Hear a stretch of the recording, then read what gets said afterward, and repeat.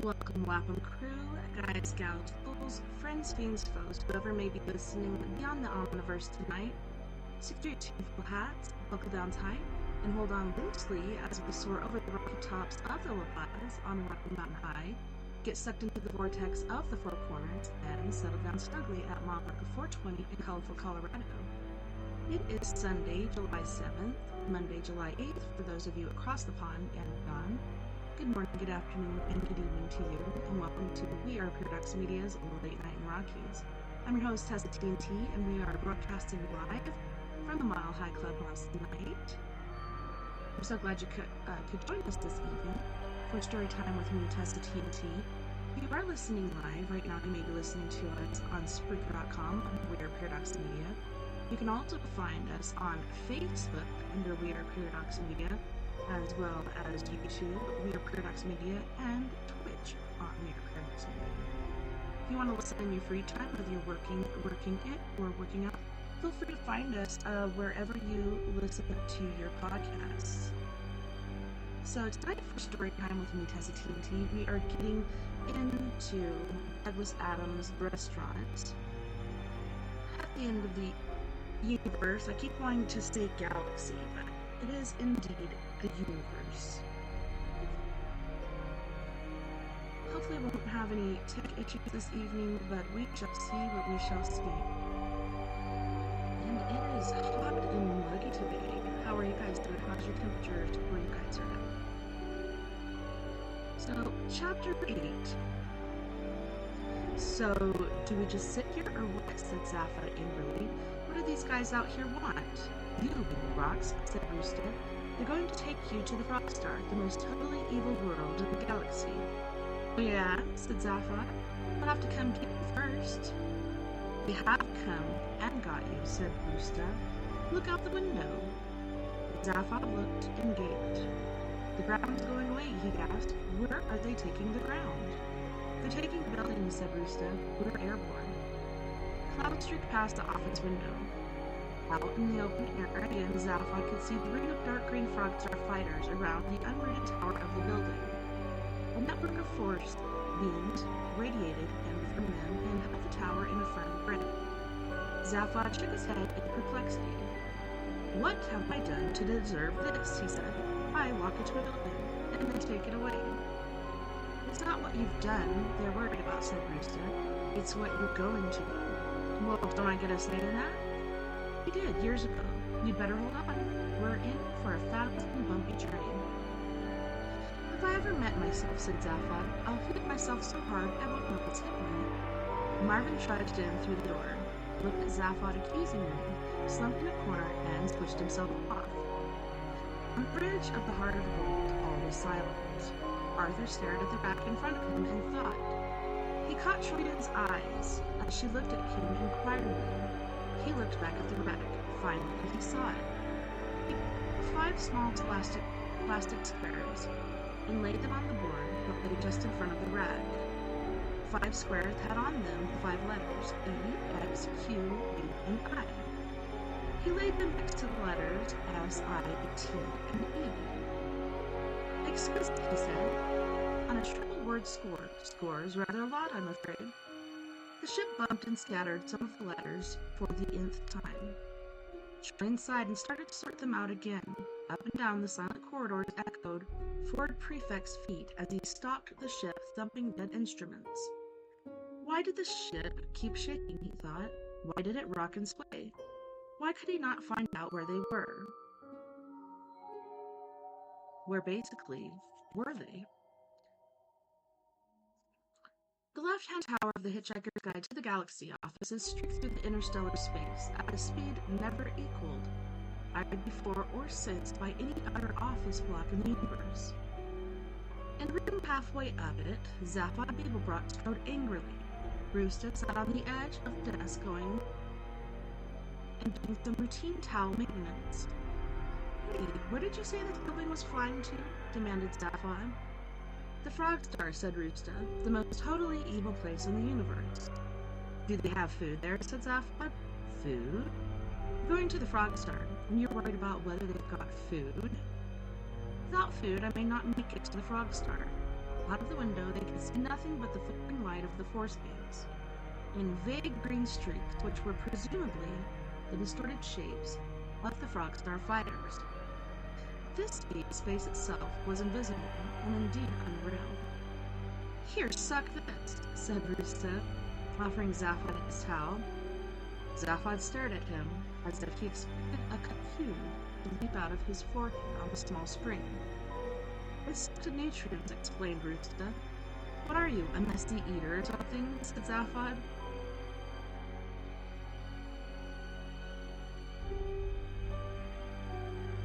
The yellow stripes are high in protein. The green ones have vitamin B and C complexes. The little pink flowers contain wheat germ extract. Zaphod took and looked at it in amazement. "What are the brown stains?" he asked. "Barbecue sauce," said Rusta. "Or would I get sick of wheat germ?" Zaphod sniffed it doubtfully. Even more doubtfully, he sucked a corner. He spat it out again. "Ugh," he stated. "Yes," said Rusta. "When I've had a suck at that end, I usually need to suck the other end of it too." "Why?" asked Zaphod suspiciously. "What's in that?" "Antidepressants," said Rusta. "I've gone right off this towel, you know," said Zaphod, handing it back. Rusta took it back from him, swung himself off the desk, walked around it, sat in the chair, and put his feet up. "Beeblebrox," he said, sticking his hands behind his head. "Have you any idea what's going to happen to you on the Frogstar?" "They're going to feed me?" hazarded Zaphod hopefully. "They're going to feed you," said Rusta, into the total perspective vortex. Zaphod had never heard of this.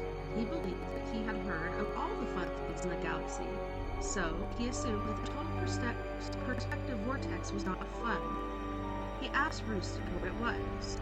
"Only," said Rusta, "the most savage psychic torture a sentient being can undergo." Zaphod nodded a resigned nod. "So," he said, "no food, huh?" "Listen," said Rusta urgently. "You can kill a man, destroy his body, break his spirit. And only the total perspective vortex can annihilate a man's soul. The treatment lasts seconds, but the effects last the rest of your life." "You ever had a pan-galactic gargle blaster?" asked Zaphod sharply. "This is worse." "Real?" admitted Zaphod, much impressed. "Any idea why these guys might want to do this to me?" he added a moment later.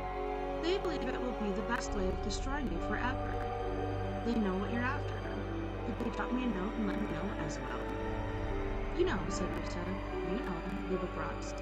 You want to meet the man who built the universe." "Can he cook?" said Zaphod. On reflection, he added, "I doubt if he can. If he could cook a good meal, he wouldn't worry about the rest of the universe. I want to meet a cook." Rusta sighed heavily. "What are you doing here anyways?" demanded Zaphod. "What's all this got to do with you?" "I'm just one of those who planned this thing along with Zarnagloop, along with Yuden Ranks, along with your great-grandfather, along with you, Beeblebrox." "Me?" "Yes, you. I was told you had changed. I didn't realize how much. But I'm here to do one job. I will do it before I leave you." "Job, man? What are you talking about?"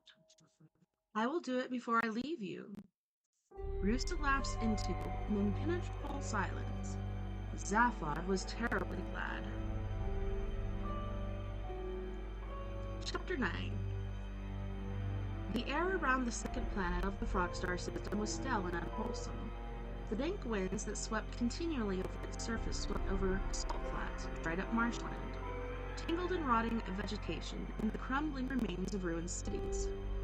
No life moved across its surface. The ground, like that of many planets in this part of the galaxy, had long been deserted. The howl of the wind was desolate enough as it gusted through the old decaying houses of the city. It was more desolate as it whipped about the bottoms of the tall black towers that swayed uneasily here and there above the surface of this world. At the top of these towers lived colonies of large, scraggy, evil-smelling birds, the sole survivors of the civilization that once lived here. The howl of the wind was at its most desolate, however, when it passed over a pinnacle of a place set in the middle of the wide Great Plain on the outskirts of the largest of the abandoned cities. This type of a place was the thing that had earned this world the reputation of being the most totally evil place in the galaxy. From without it was simply a steel dome, about 30 feet across. From within it was something more monstrous than the mind can comprehend. About 100 yards or so away, and separated from it by a pockmarked and blasted stretch of the most barren land imaginable, was what would probably have been described as a landing pad of sorts. That is to say that scattered over a largish area were the ungainly hulks of 2 or 3 dozen crash-landed buildings. Flitting over and around these buildings was a mind that was waiting for something. The mind directed its attention into the air, and before very long a distant speck appeared, surrounded by a ring of smaller specks. The larger speck was the left-hand tower of the Hitchhiker's Guide to the Galaxy office building, descending through the stratosphere of Frogstar World B. As it descended, Rooster suddenly broke the long, uncomfortable silence that had grown up between the two men. He stood up and gathered his towel into a bag. He said, "Beeblebrox, I will now do the job I was here to do." Zaphod looked up at him, from where he was sitting in the corner sharing unspoken thoughts with Marvin. "Yeah," he said, "the building will shortly be landing. When you leave the building, do not go out of the door," said Rooster. "Go out of the window." "Good luck," he added, and walked out of the door, disappearing from Zaphod's life, as mysteriously as he had entered it. Zaphod leaped up and tried the door, but Rooster had already locked it. He shrugged and returned to the corner. 2 minutes later, the building crash-landed amongst the other wreckage. His escort of Frogstar fighters deactivated their force fields and soared off into the air again, bound for Frogstar World A, an altogether more congenial spot. They never landed on Frogstar World B. No one did. No one ever walked on its surface other than the intended victims of the total perspective vortex.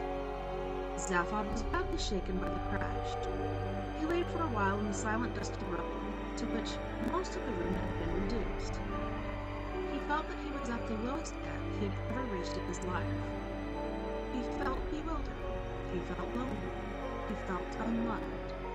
Eventually, he felt he ought to get whatever it was over with. He looked around the cracked and broken room. The wall had split around the doorframe, and the door hung open. The window, by some miracle, was closed and unbroken. For a while he hesitated.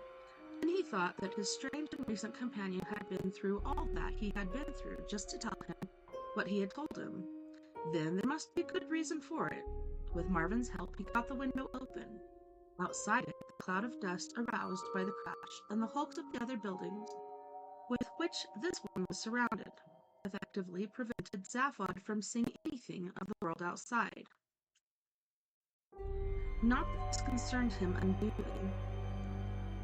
His main concern was what he saw when he looked down as Darning Lop's office was on the 15th floor.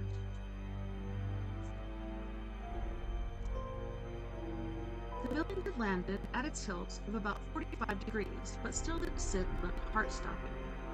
Eventually, stunned by the continuous series of contemptuous looks that Marvin appeared to be giving him, he took a deep breath and clambered out onto the steeply inclining side of the building. Marvin followed him, and together they began to crawl slowly and painfully down the 15 floors that separated them from the ground. As he crawled, the dark air and the dust choked his lungs. His eyes smarted and terrific. In the terrific distance down made his head spin. The occasional remark from Marvin of the order of, "This is the sort of thing you life forms enjoy, is it?" That's merely for information. Did little to improve his state of mind. About halfway down the side of the shuttered building, they stopped to rest. It seemed to Zaphod as he lay there, panting, with fear and exhaustion, that Marvin seemed a mite more cheerful than usual. Eventually, he realized this wasn't so. The robot just seemed that. It turned its heavy eyes on Zaphod and clicked its beak in a desultory fashion. "Go away," said Zaphod. "Okay," muttered the bird, morsely, and flapped off into the dust again. Zaphod watched his departure in bewilderment. Did that bird just talk to me? He asked Marvin nervously. He was quite prepared to believe that the alternative explanation that he was in fact hallucinating. Yes, confirmed Marvin. Poor souls, said a deep, wistful voice in Zaphod's ear. Twisting around violently to find the source of the voice nearly caused Zaphod to fall off the building. He grabbed savagely at the protruding window, fitting the cut his hand on it. He hung on, breathing heavily. The voice had no visible source whatsoever. There was no one there. Nevertheless, it spoke again. A tragic history behind them, a terrible blight. Zaphod looked wildly about. The voice was deep and quiet. In other circumstances, it would even be described as soothing. There is, however, nothing soothing about being addressed by a disembodied voice out of nowhere, particularly when you are, like Zaphod Beeblebrox, not at your best and hanging from a ledge 8 stories up a crashed building. Hey, he stammered. Shall I tell you their story? Inquired the voice quietly. Hey, who are you? Panted Zaphod. Where are you? Later then, perhaps, murmured the voice. I am Gravar. I am the custodian of the total perspective vortex. Why can I see you? You will find your progress down the building greatly facilitated, the voice lifted. You have about 2 yards to your left. Why don't you try it? Zaphod looked and saw a series of short horizontal grooves leading all the way down the side of the building. Gratefully, he shifted himself across them. Why don't I see you again at the bottom? Said the voice in his ear, and as it spoke, it faded. Hey, called Zaphod. Where are you? It'll only take a couple of minutes, said the voice very faintly.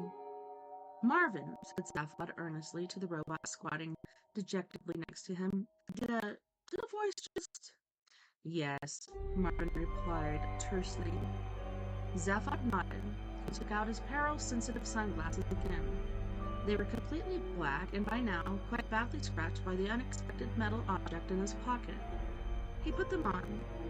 He would find his way down the building more comfortably if he didn't actually have to look at what he was doing. Minutes later, he clambered over the ripped and mangled foundations of the building, and once more removing his sunglasses, he dropped to the ground.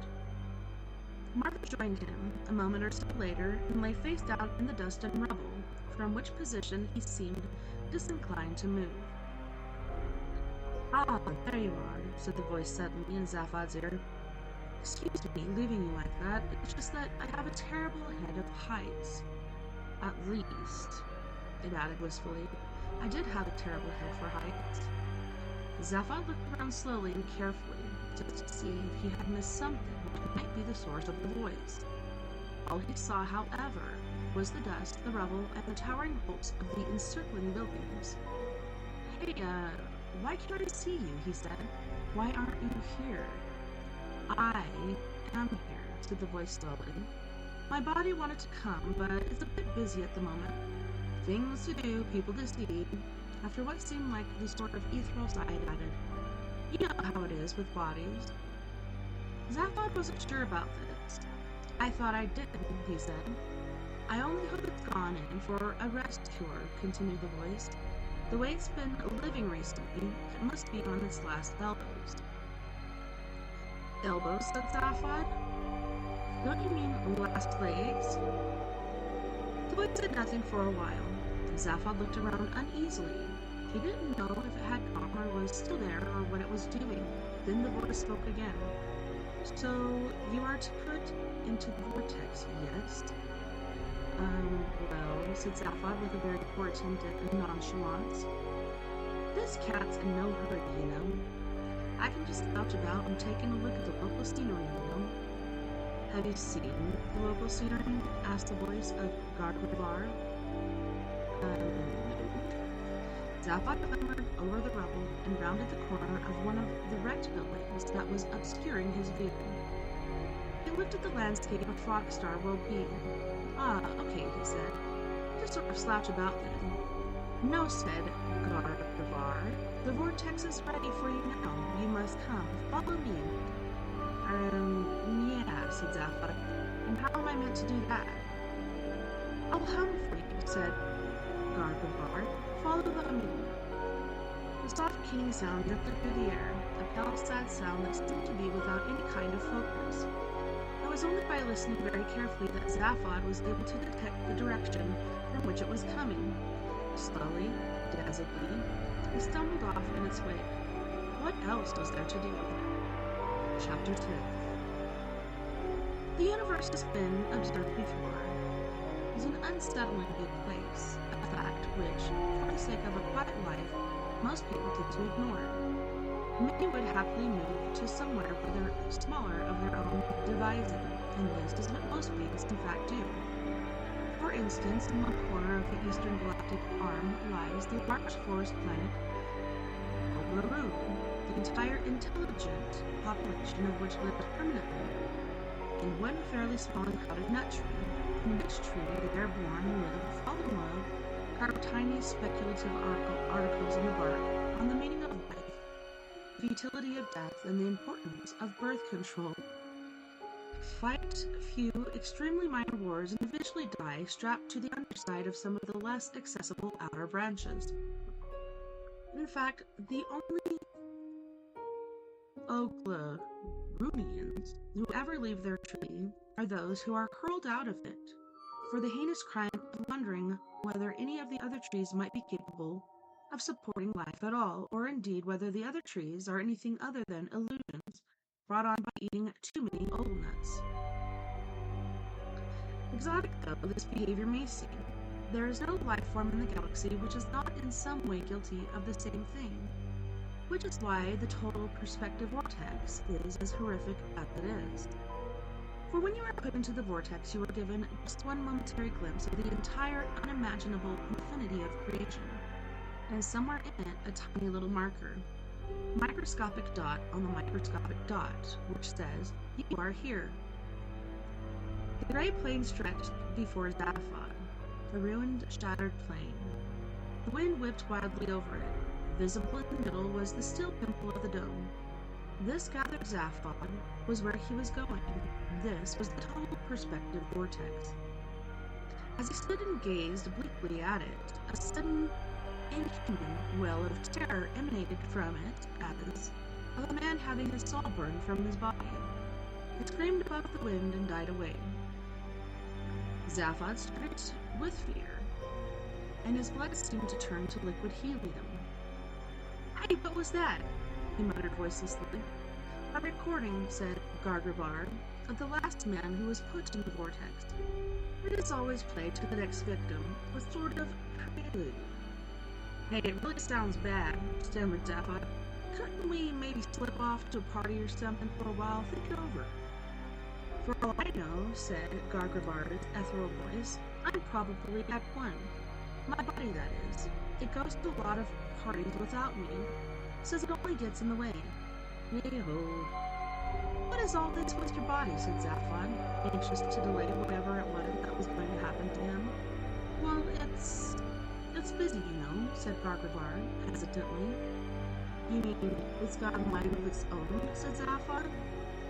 There was a long and slightly chilly pause before Gargavar spoke again.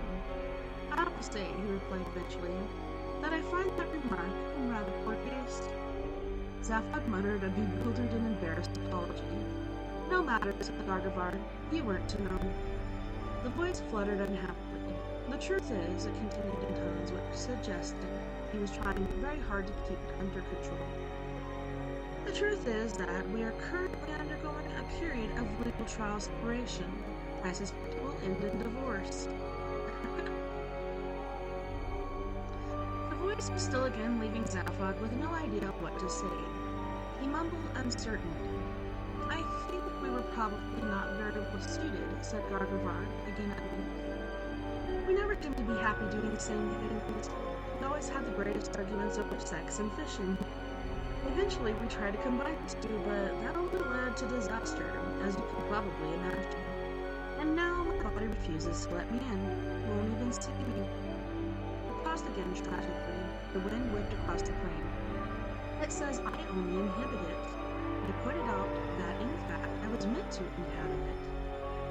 And it said that was exactly the sort of smart aleck remark that got right at the body's left nostril. And and so we left it. I will probably get custody of the forming. Oh, said Zaphod faintly. And what's that?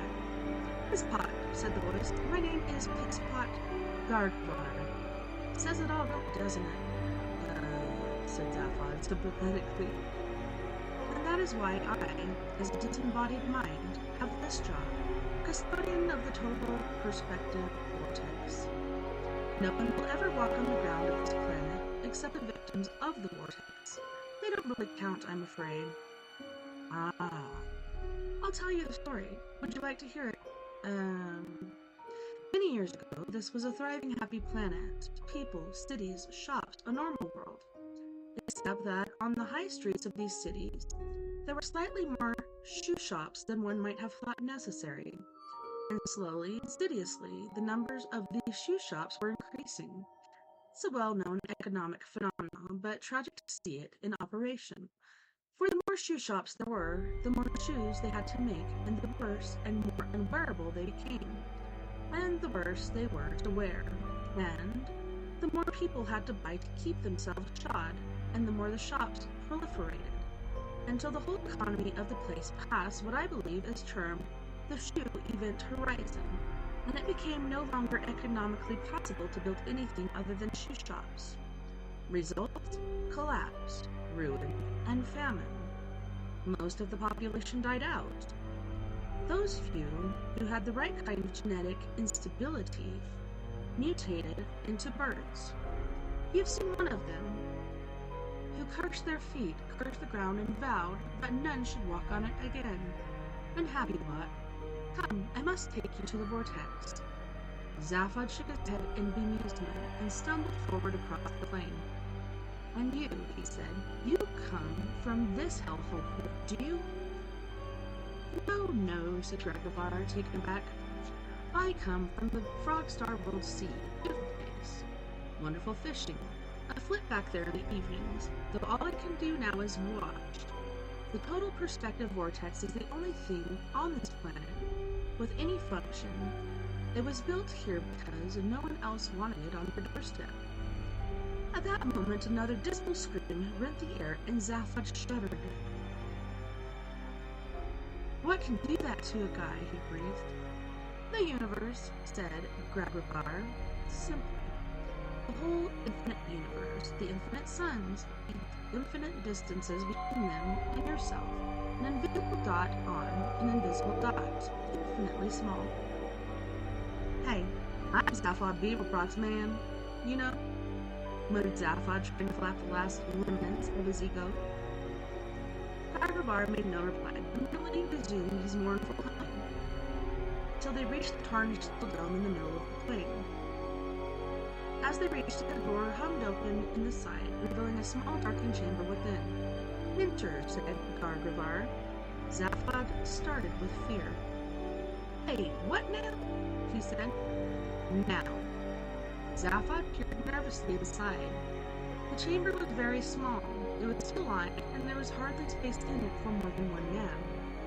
It, doesn't look like any kind of vortex to me, said Zaphod. It isn't, said Gargamar. It's just the elevator entered. With infinite trepidation, Zaphod stepped into it. He was aware of Gargavar being in the elevator with him, though the disembodied man was not for the moment speaking. The elevator began its descent.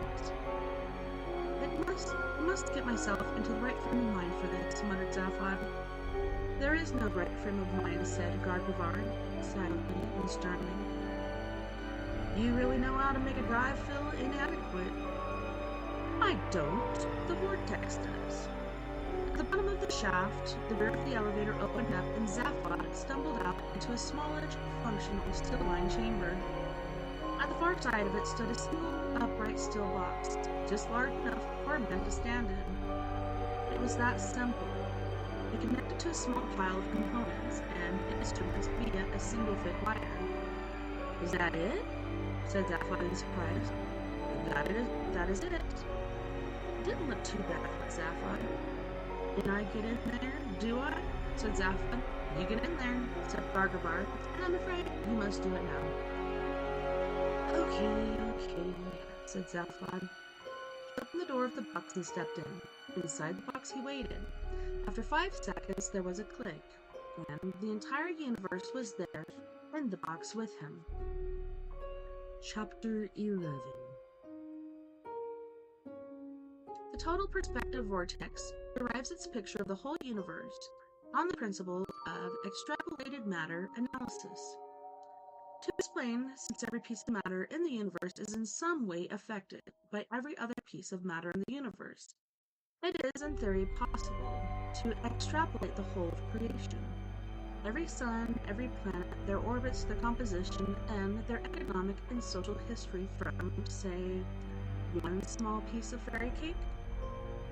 The man who invented the total perspective vortex did so basically in order to annoy his wife. I'm just going to check my sound real quick, because my only listener is gone. Everything looks like it's bouncing good. If there's any issues, please just feel free to let me know.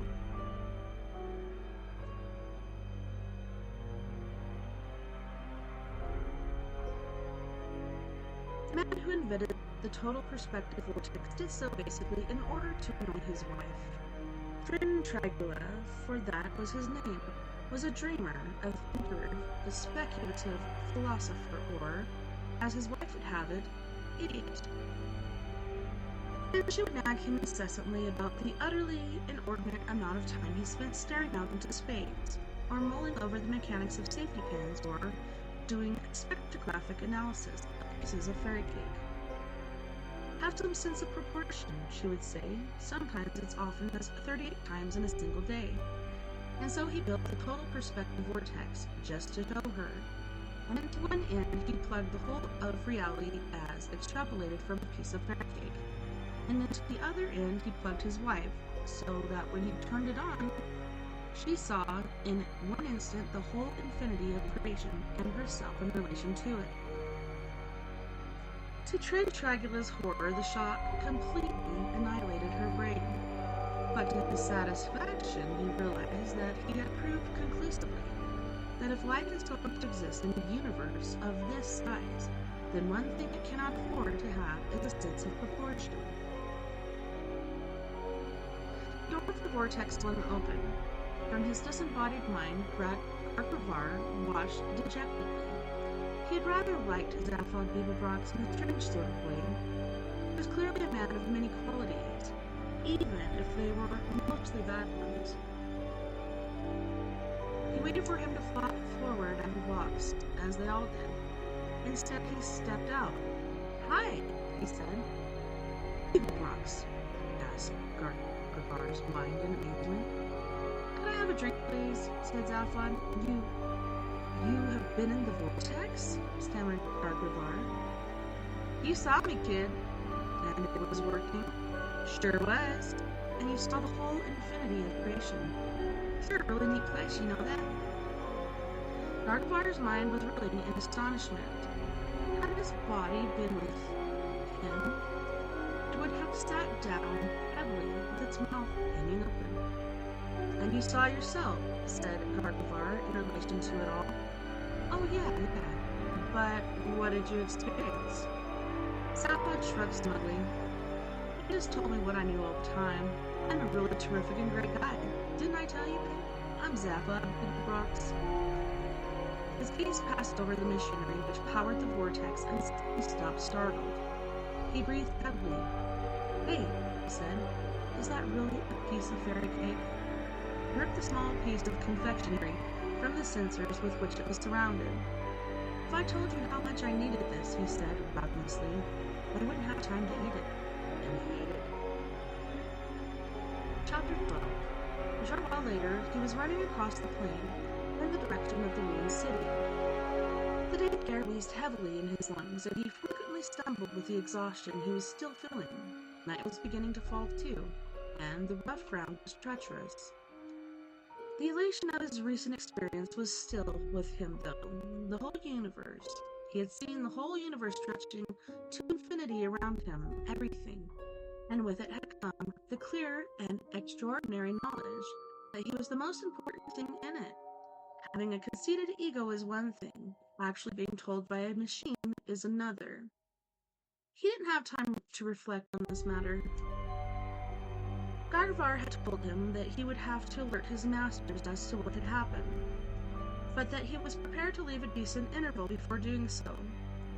Enough time for Zaphod to make a break and find somewhere to hide. What he was doing, or going to do, he didn't know, but feeling like he was the most important person in the universe gave him the confidence to believe something would turn up. Nothing else on this blighted planet could give him much grounds for optimism. He ran on and soon reached the outskirts of the abandoned city. He walked along the cracked and gaping roads riddled with scrawny weeds, the holes filled with rotting shoes. The buildings he passed were so crumpled and decrepit, he thought it unsafe to enter any of them. Where could he hide? He hurried on. After a while, the remains of a wide sweeping road led off from the one down which he was walking, and at its end lay a vast low building, surrounded with sundry smaller ones. The whole surrounded by the remains of a perimeter barrier. The large main building still seemed reasonably solid, and Zaphod turned off to see if it might provide him with anything. He approached the building along one side of it.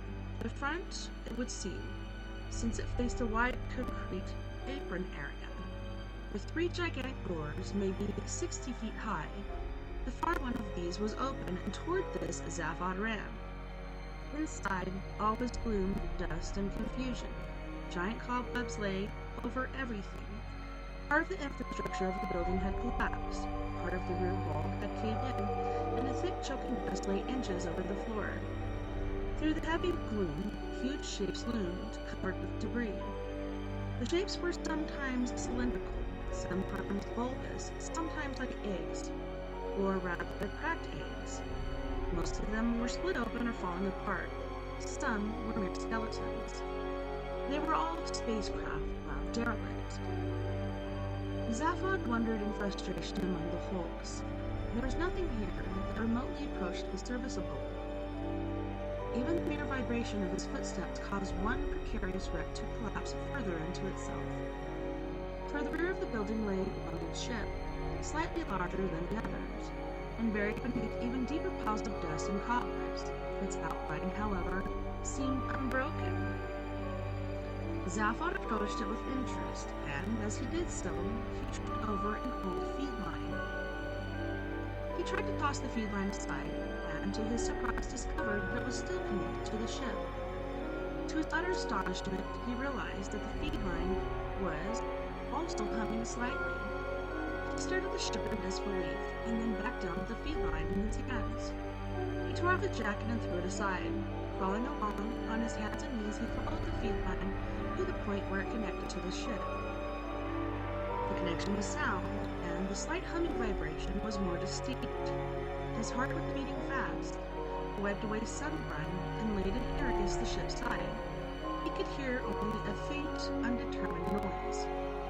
He rummaged feverishly among the debris, and lying on the floor all about him, he found a short length of tubing and a non-biodegradable plastic cup. Out of this, he fashioned a crude stethoscope and placed it against the side of the ship. What he heard made his brains turn somersaults. The voice said, "Transstellar Cruise Lines would like to apologize to passengers for the continued delay to this flight. We're currently awaiting the loading of our complement of small lemon-soaked paper napkins for your comfort, refreshment, and hygiene during the journey. Meanwhile, we thank you for your patience. The cabin crew will shortly be serving coffee and biscuits again." Zaphod staggered backwards, staring wildly at the ship. He walked around for a few moments in a daze. In so doing, he suddenly caught sight of a giant departure board still hanging, but by only one support, from the ceiling above him. It was covered with grime, but some of the figures were still discernible. Zaphod's eyes searched among the figures, then made some brief calculations. His eyes widened. 900 years, he breathed to himself. That was how late the ship was.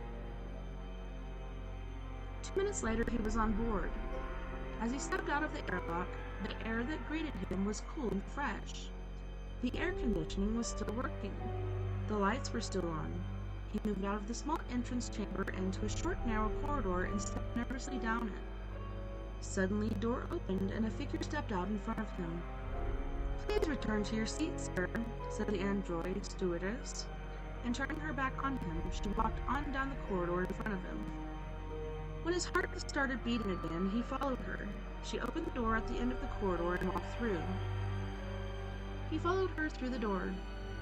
They were now in the passenger compartment, and Zaphod's heart stopped still again for a moment. In every seat sat a passenger, strapped into his or her seat. The passenger table was long and unkempt. Their fingernails were long. The men wore beards. All of them were quite clearly alive, but sleeping. Zaphod had the creeping horrors. He walked slowly down the aisle as in a dream. By the time he was halfway down the aisle, the stewardess had reached the other end. She turned and spoke. "Good afternoon, ladies and gentlemen," she said sweetly. "Thank you for bearing with us during this slight delay. We will be taking off as soon as we possibly can. If you would like to wake up now, I will serve you coffee and biscuits." There was a slight hum. At that moment, all the passengers awoke. They awoke screaming and clawing at the straps and life support systems that held them tightly in their seats. They screamed and bawled and hollered, till Zaphod thought his ears would shatter. They struggled and writhed as the stewardess patiently moved up the aisle, placing a cup of coffee and a packet of biscuits in front of each one of them. Then one of them rose from his seat. He turned and looked at Zaphod. Zaphod's skin was crawling all over his body as if it was trying to get off. He turned and ran from the bedroom. He pushed through the door and back into the corridor. The men pursued him. He raced in a frenzy to the end of the corridor, through the entrance chamber and beyond. He arrived on the flight deck, slammed the bolted door behind him. He leaned back against the door, breathing hard. Within seconds, a hand started beating on the door. From somewhere on the flight deck, a metallic voice addressed him. "Passengers are not allowed on the flight deck. Please return to your seat and wait for the ship to take off. Coffee and biscuits are being served. This is your autopilot speaking. Please return to your seat." Zaphod said nothing. He breathed hard. Behind him, the hand continued to knock on the door. "Please return to your seat," repeated the autopilot. "Passengers are not allowed on the flight deck." "I'm not a passenger," panted Zaphod. "Please return to your seat." "I'm not a passenger," shouted Zaphod again. "Please return to your seat." "I'm not a... Hello, can you hear me?" "Please return to your seat." "You are the autopilot," said Zaphod. "Yes," said a voice from the flight console. "You're in charge of this ship." "Yes," said the voice again. "There has been a delay.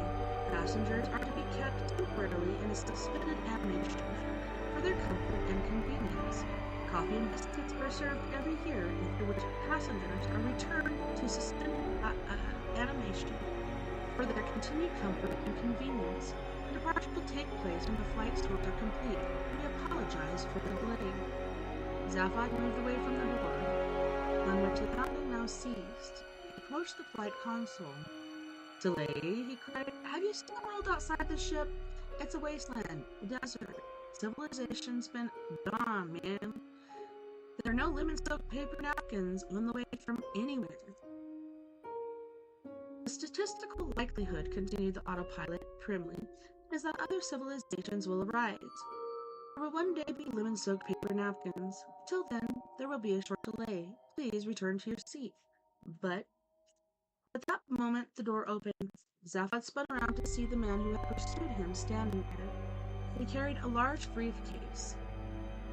He was smartly dressed and his hair was short. He had no beard and no long fingernails. "Zaphod Beeblebrox," said, "my name is Zarneywood. I believe you wanted to see me." Zaphod Beeblebrox withered. His mouth said foolish things. He dropped into a chair. Oh man, where did you spring from?" he said. "I've been waiting here for you," he said in a businesslike tone. He put the briefcase down and sat in another chair. "I'm glad you followed instructions," he said.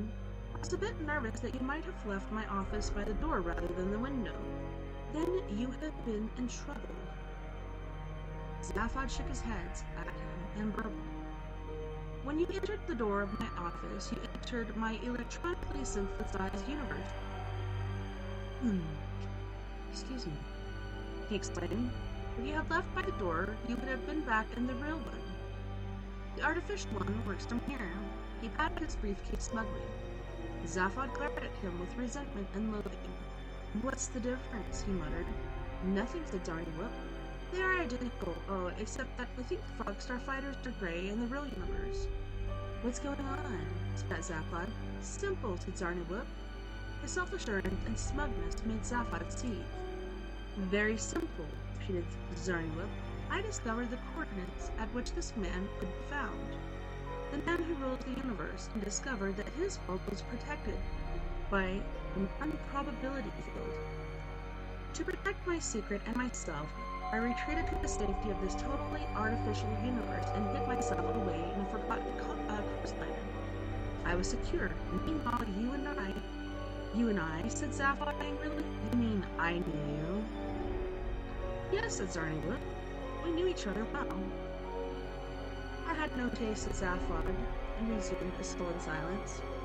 Meanwhile, you and I arranged that you would steal the improbability drive ship, the only one which could reach the ruler's world, and bring it to me here.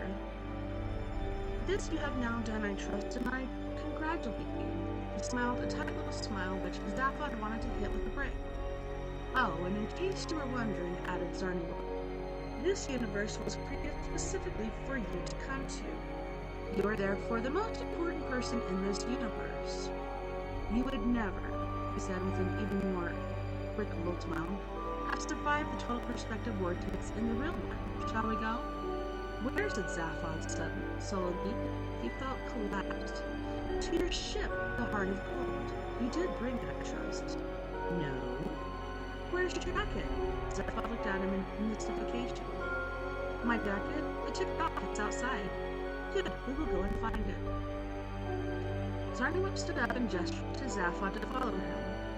Out in the entrance chamber again, they could hear the screams of the passengers being fed coffee and biscuits.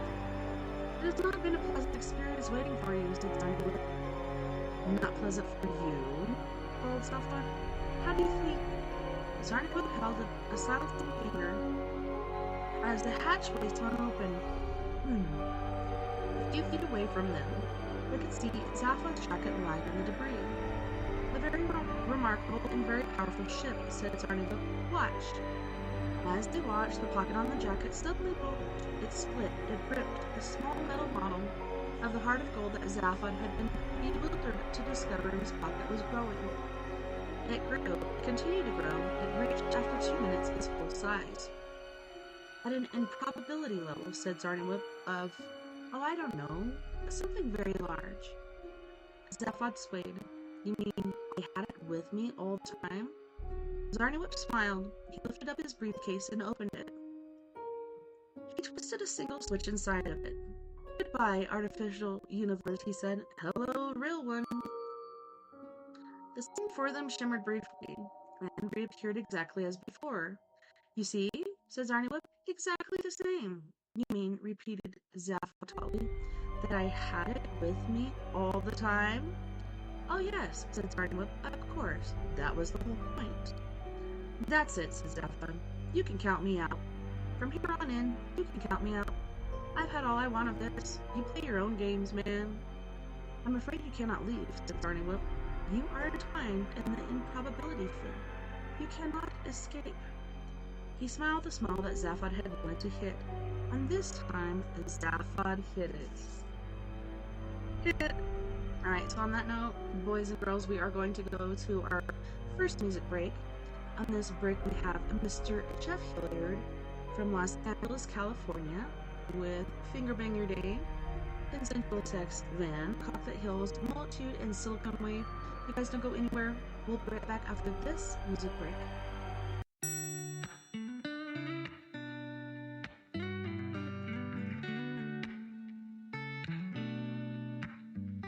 When your life is a never-ending train wreck, and you feel like you're drowning in a sea of regret, with a bit of oppression pressing down on your neck, it hurts so bad.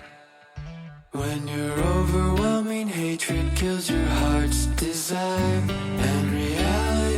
starts looking like a dumpster fire. You start bitching to me, but you're preaching to the choir. You don't need to be so mad. 'Cause sometimes we hurt, sometimes we cry, sometimes we're sure there's no reason to try.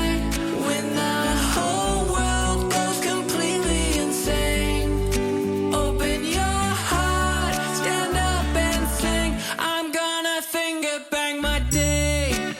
Yeah, yeah, I'll finger bang my day. That's right. You gotta make the choice to give it all you've got, and make your day moan with pleasure, really make it hot. Because your day deserves a lover that pulls out the stops. Come on, it's not so hard. 'Cause sometimes we hurt, sometimes we cry, sometimes we're sure there's no reason to try. When the whole world blows up in our face, what else could we do but stand up and sing? I'm gonna finger bang my day. Yeah, yeah, finger bang my day.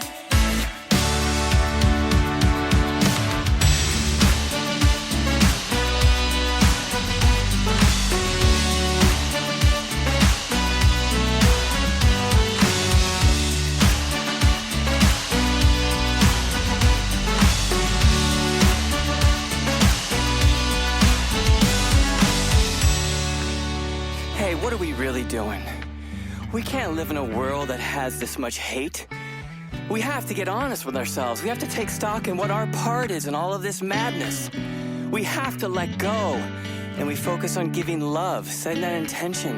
And each and every single one of us gets up every day with the intention to give love. And we do it. We go out there and we give love every single day. Each one of us gets out there and makes love to our day, giving our day a multiple orgasm. The whole world will be orgasmic for the rest of eternity. Sometimes we hurt, sometimes we cry, sometimes we're sure there's no reason to try.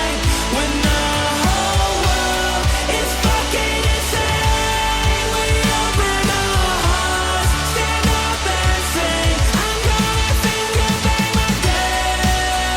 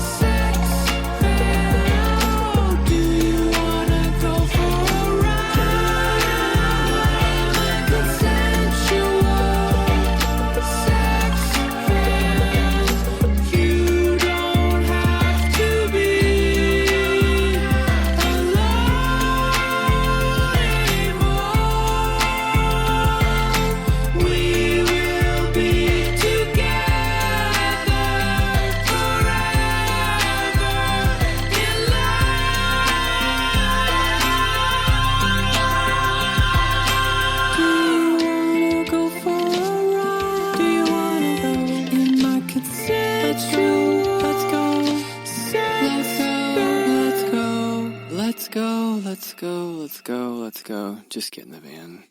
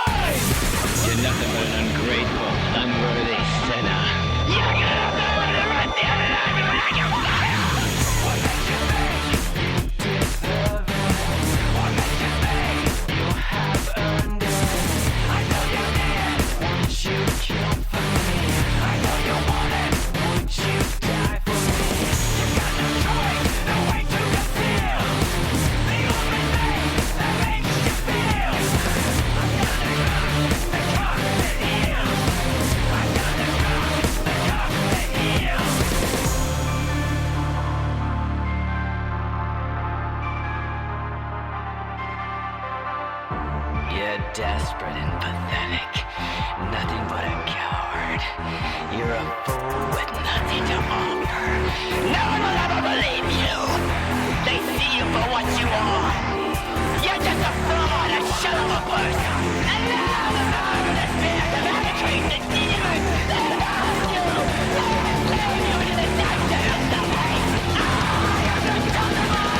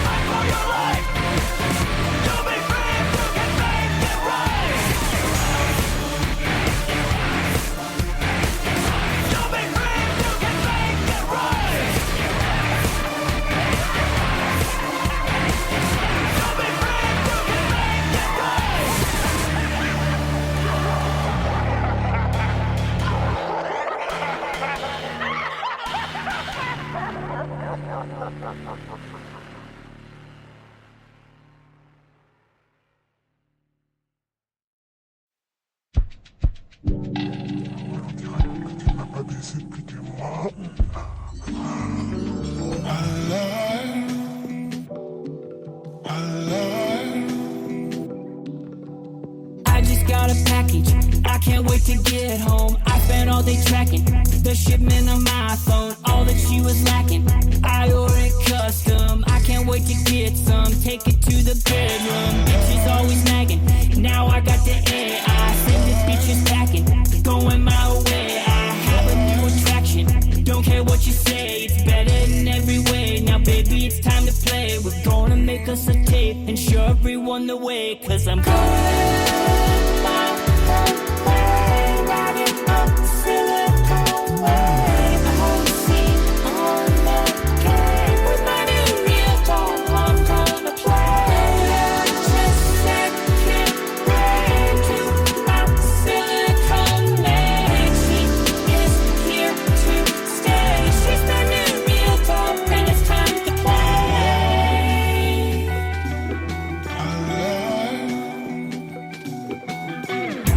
She don't need expensive date nights. Never talks back, I'm always right. Stuff it in her face with all my might. She don't even care, we don't ever fight. She never cries when I'm testing the suspension. We blow it up like it's fucking Armageddon. We make the videos because this is perfection. Look at this erection, I don't need protection. Cause I'm going my own way, riding up the Silicon Way. I wanna see on the game with my new real dog. I'm gonna play. Just second grade to my Silicon Way. She is here to stay. She's my new real dog, and it's time to play.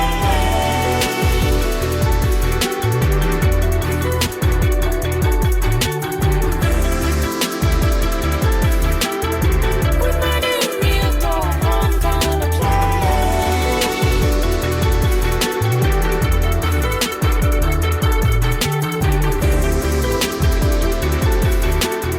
She's my new real dog, and it's time to play. The woman of my dreams. Voulez-vous coucher avec moi? Fais-moi l'amour. Je suis amoureux. Je pense toujours à Enchanté, tu es charmant. ma chérie. Mon Tu es futur charmant. nasty. Tu Ils étaient le bonito. es chaud. Fais-moi l'amour. Like living on a super yacht, making love to a robot. It's like owning a football team, but having sex with a robot. It's like winning an Oscar and Emmy and Grammy when you're fucking a robot. It's like saving a family with a newborn from a fire, but you're fucking a robot. I'm going my own way, riding up the Silicon Way. I wanna see on the game with my new real dog. I'm gonna play. Just second grade to my Silicon Way. She is here to stay. She's my new real dog, and it's time to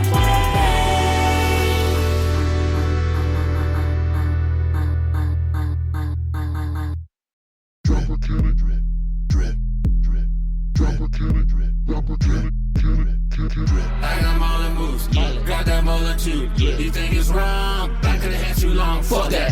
Check these molar moves. You need a molar too. I can do no wrong. Back of the head long, never gonna cut it. All these hookers sweet on me. Look at them chasing me, showing me that ass. And I banged up snatch. I do this shit for free. Go down your mama till 3. She's taking selfies with the mullet like it's history. How can I maneuver you with that pussy, dude? You sit like Buddha waiting on it to come to you. My lines are straight to the point. She shows me gratitude. So what's your latitude? Let's adjust your attitude. Head with a alligator, double dually Lamborghini. All up in a silly little yellow polka dot bikini. I got molar moves, I got that molar too. You think it's wrong? Back of the head too long. Fuck that. Head with a alligator, double dually Lamborghini. All up in a silly little yellow polka dot bikini. Check these molar moves. You need a molar too. I can do no wrong. Back of the head long, never gonna cut it. Head with a alligator, double dually Lamborghini. All up in a silly little yellow polka dot bikini. You're like the butt of a butter knife cutting up panini. So climb back in your kangaroo pouch like a rolling genie. These moves are hot, these locks I got. This power cannot be disputed and it can't be bought. So you can find me in the studio with all these thoughts. You wanna buy my style, but you can't be what you're not, neighbor. I got molar moves, I got that molar too. You think it's wrong? Back of the head too long. Fuck that. Check these molar moves.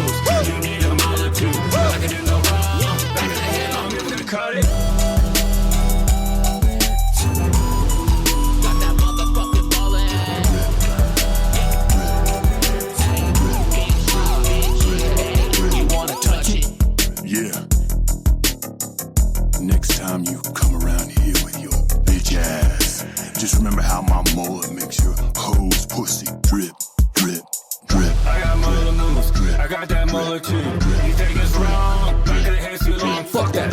Check these roller moves. You need a mole or two. I can get no wrong. Never gonna cut it. I got mole moves. I got that mole or two. You think it's wrong? Back of the head's too long. Fuck that. Check these roller moves. You need a mole or two. I can get no wrong. Never gonna cut it.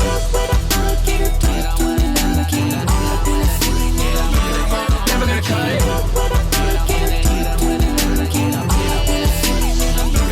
Never gonna cut it. Roller moves. Don't touch the molar, bitch. Roller moves. Never gonna cut it.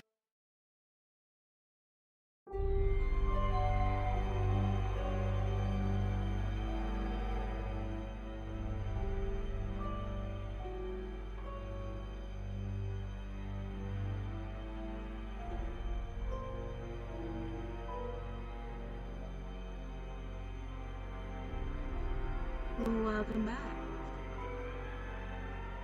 How you doing? Man, this lag is bad. But let's go ahead and get back to this book, shall we? Get along. Chapter 13. Fort Prefect bounded up to the bridge of the Heart of Gold. Trillian, Arthur, he shouted. It's working. The ship's reactivated. Trillian and Arthur were asleep on the floor. Come on, you guys, we're going. We're off, he said, kicking them awake. Hi there, guys, twittered the computer. It's really great to be with you again. I can tell you. And I just want to say that. Shut up, said Ford. Tell us where the hell we are. Frogstar World B. And? Man, it's a dump, said Zaphod, running onto the bridge. Hi guys, you must be so amazingly glad to see me. You can't even find words to tell me what a cool fruit I am. This guy is so full of himself. What a what? Said Arthur, blearily, picking himself up from the floor and not taking any of this in. I know how you feel, said Zaphod. I'm so great even I get tongue-tied talking to myself. Hey, it's good to see you, Trillian, Ford, Monkey Man, hey, computer. Hi there, Mr. People Brock, sir. Sure is a great honor to... Shut up and get us out of here. Fast, fast, fast. Sure thing, fella. Where do you want to go? Anywhere doesn't matter, shouted Zaphod. Yes, it does, he said again. We want to go to the nearest place to eat. Sure thing, said the computer happily, and a massive explosion off the bridge. When Zarniwoop entered a minute or so later with a black eye, he regarded the four wisps of smoke with interest. Chapter 14.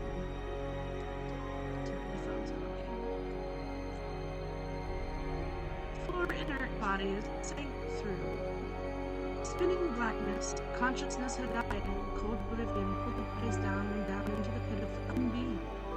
A roar of silence echoed dismally around them, and they all sank at last into a dark and bitter sea of heaving red that saw engulf them, seemingly forever. After what seemed an eternity, the sea receded, and left them lying on a cold, hard shore in mixture with sounds. He's got to triple check this stuff. We don't want another happening like last night, do we? I guess I need to turn on my mic over here. How's that? Was that better? Let me know in the comments below.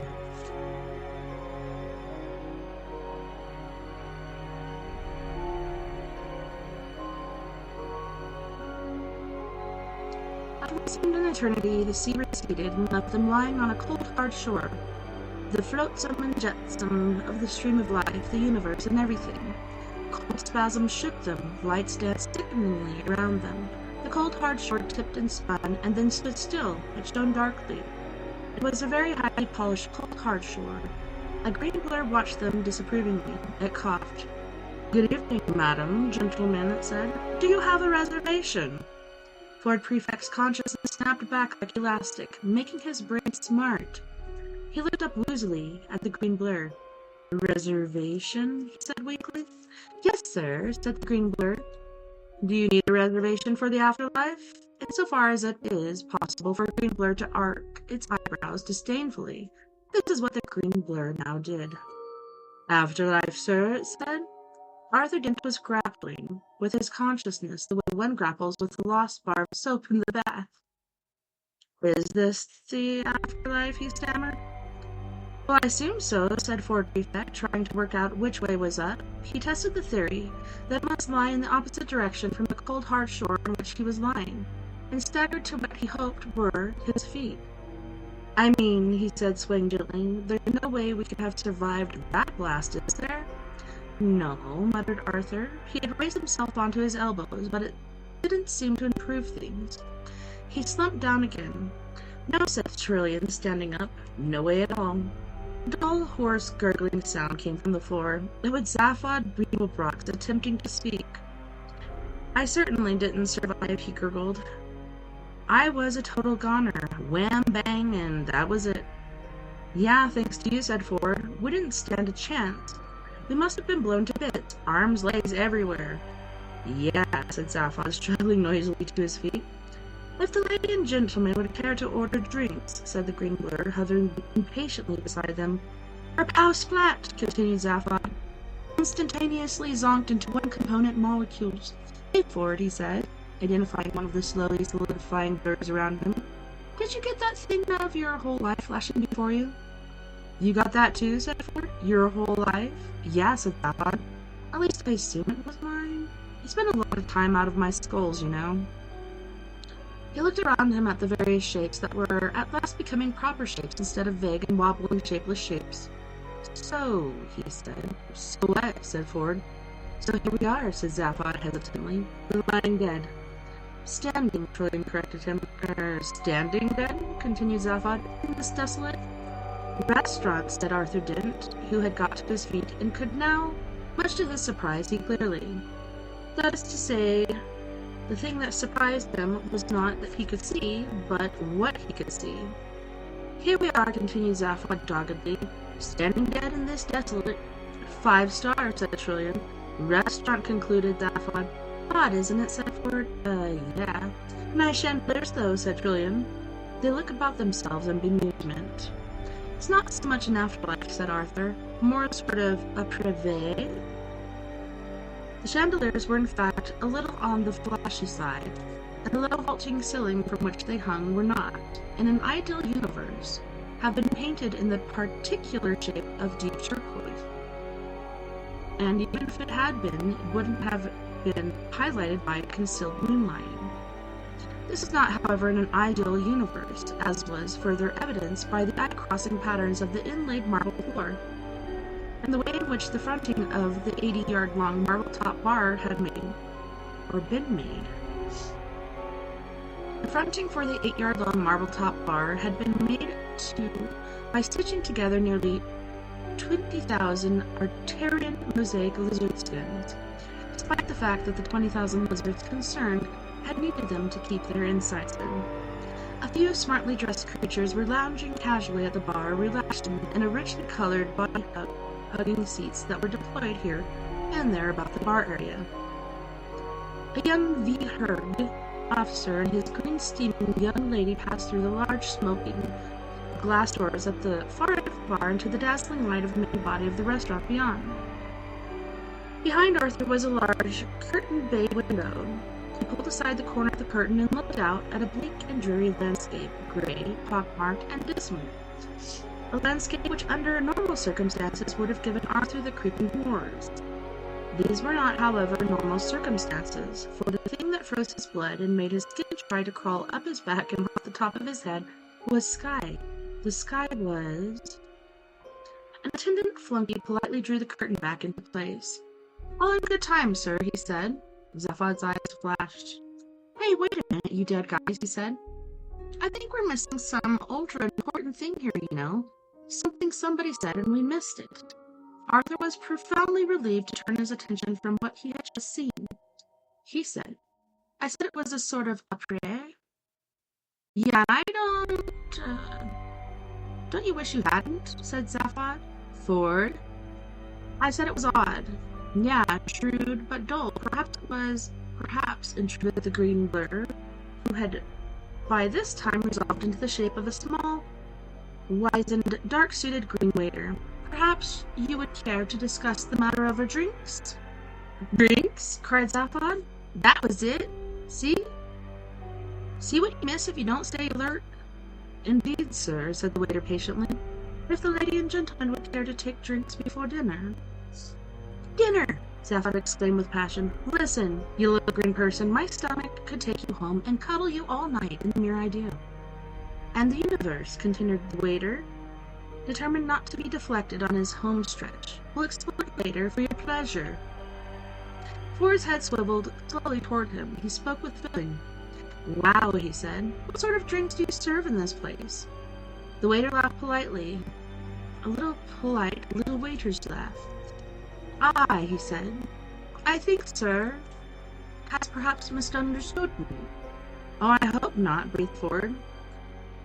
The waiter coughed, a polite little waiter's cough. It is not unusual for our customers to be a little disoriented by the time journey, he said. So, if I might suggest...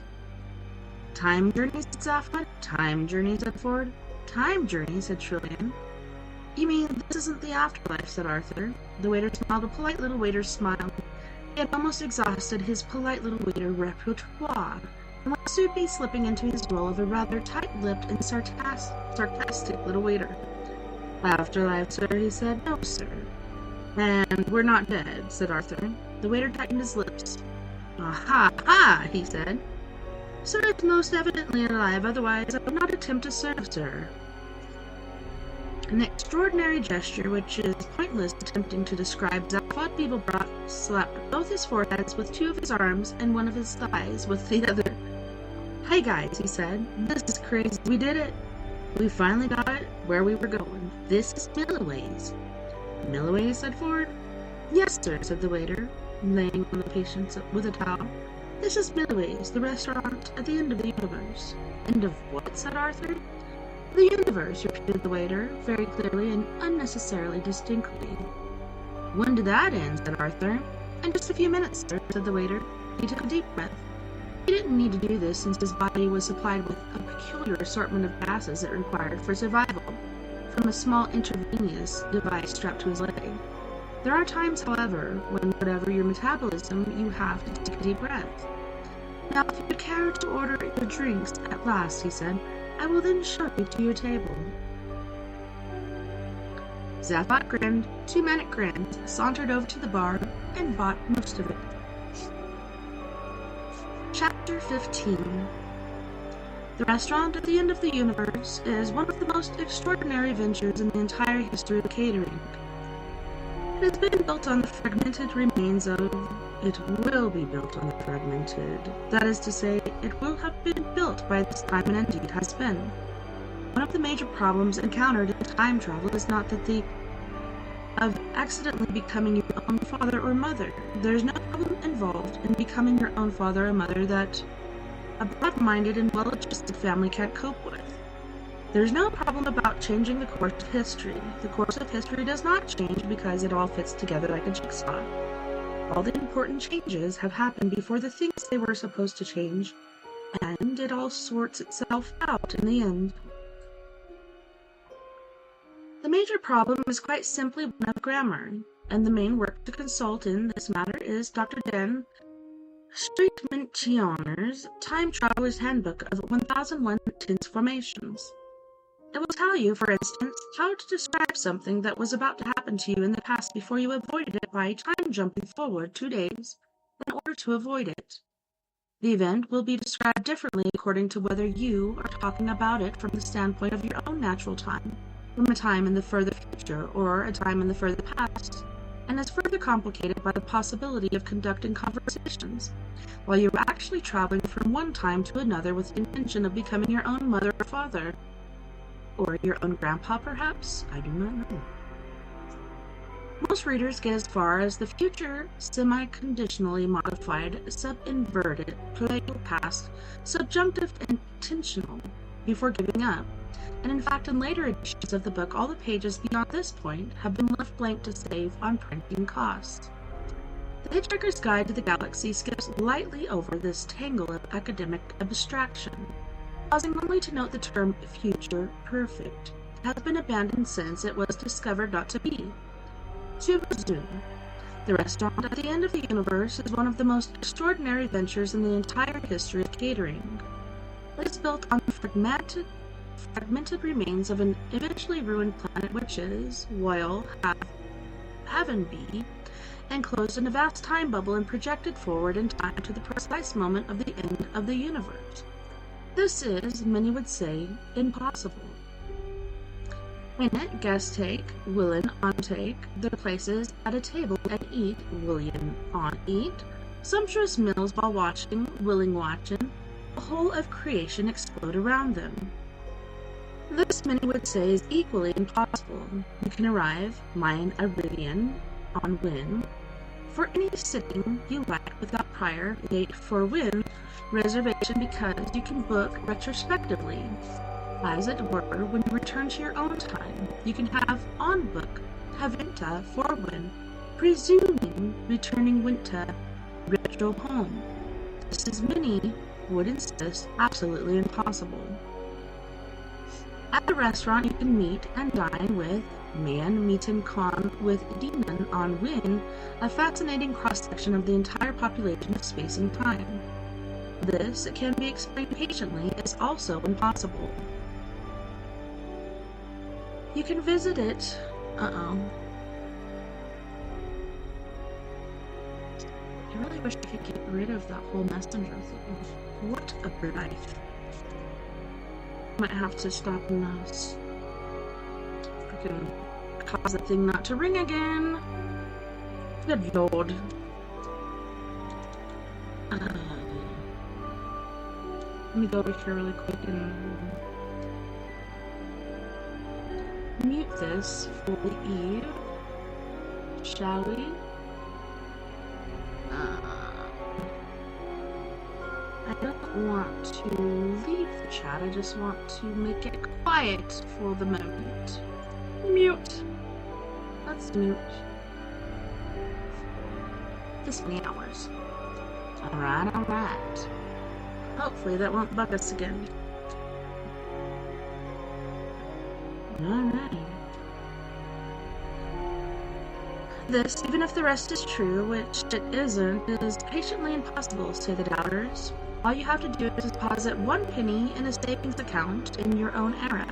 And when you arrive at the end of time, the operation of compound interest means that the fabulous cost of your meal has been paid for. This, many claim, is merely impossible, but clearly insane, which is why the advertising executives of the star system of Bastard came up with this slogan. If you've done 6 impossible things this morning, why not round it off with breakfast at Billoway's, the restaurant at the end of the universe? Chapter 16. At the bar, Zaphod was rapidly becoming as attired as a newt. His heads knocked together and his smiles were coming out of sync. He was miserably happy. Zaphod, said Ford, while you're still capable of speech, would you care to tell me what the photon happened? Where have you been? Where have we been? Small matter, but I'd really like it cleared up. Zaphod's left head sobered up, leaving his right to sink further into obscurity of drink. Yeah, he said. I've been around. They want me to find the man who rules the universe, but I don't care to meet him. I believe the man can't cook. His left head watched as his right head sang this, and then nodded. True, it said. Have another drink.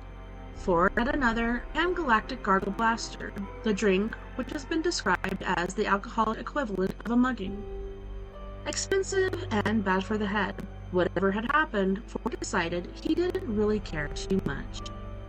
Listen, Ford, said Zaphod, everything's cool and fruity. You mean everything's under control? No, said Zaphod, I do not mean everything's under control.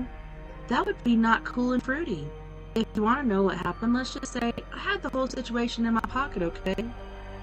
Ford shrugged. Zaphod giggled into his drink. It frothed up over the side of the glass and started to eat its way into the marble bar top. Holy shnikes.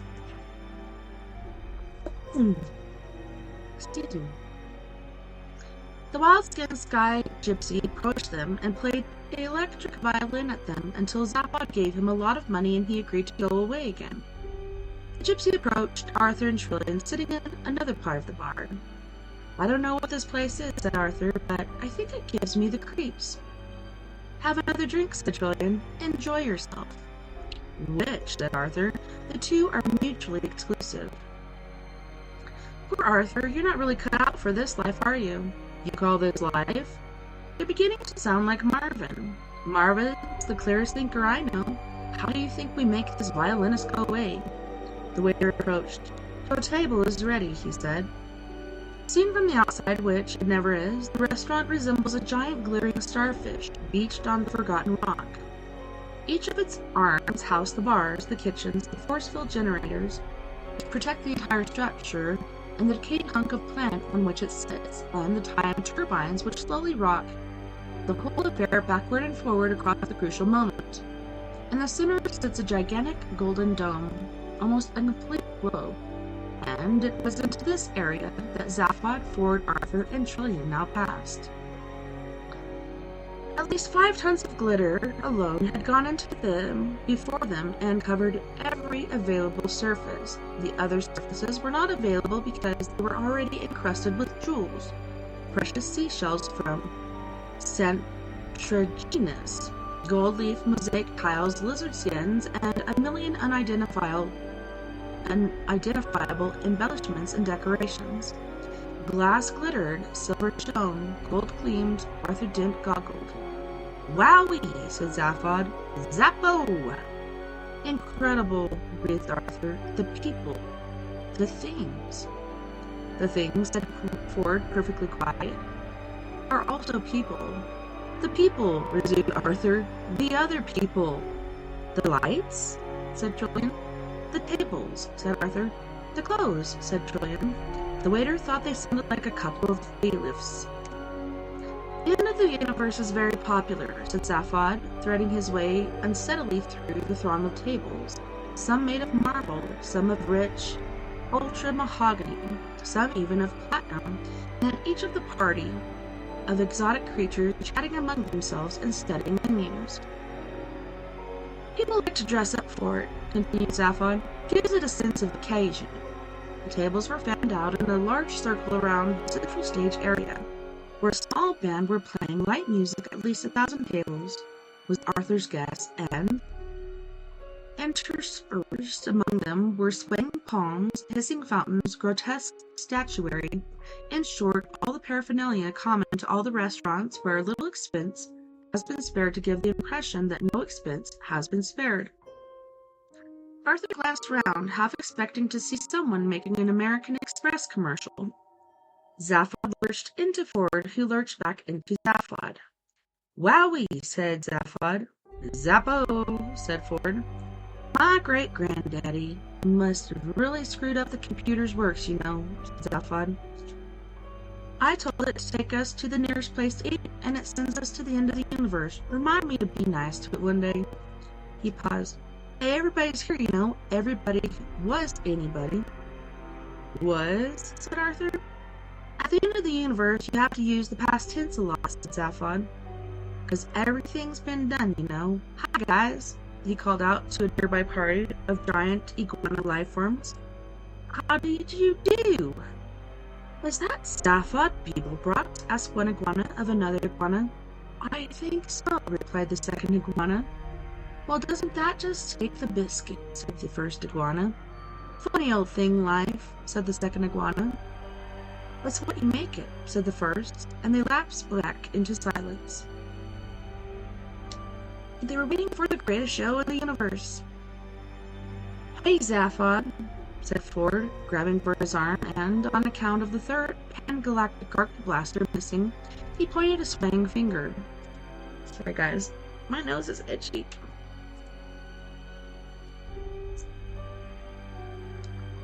"There's an old mate of mine," he said. "Hot black Daciato.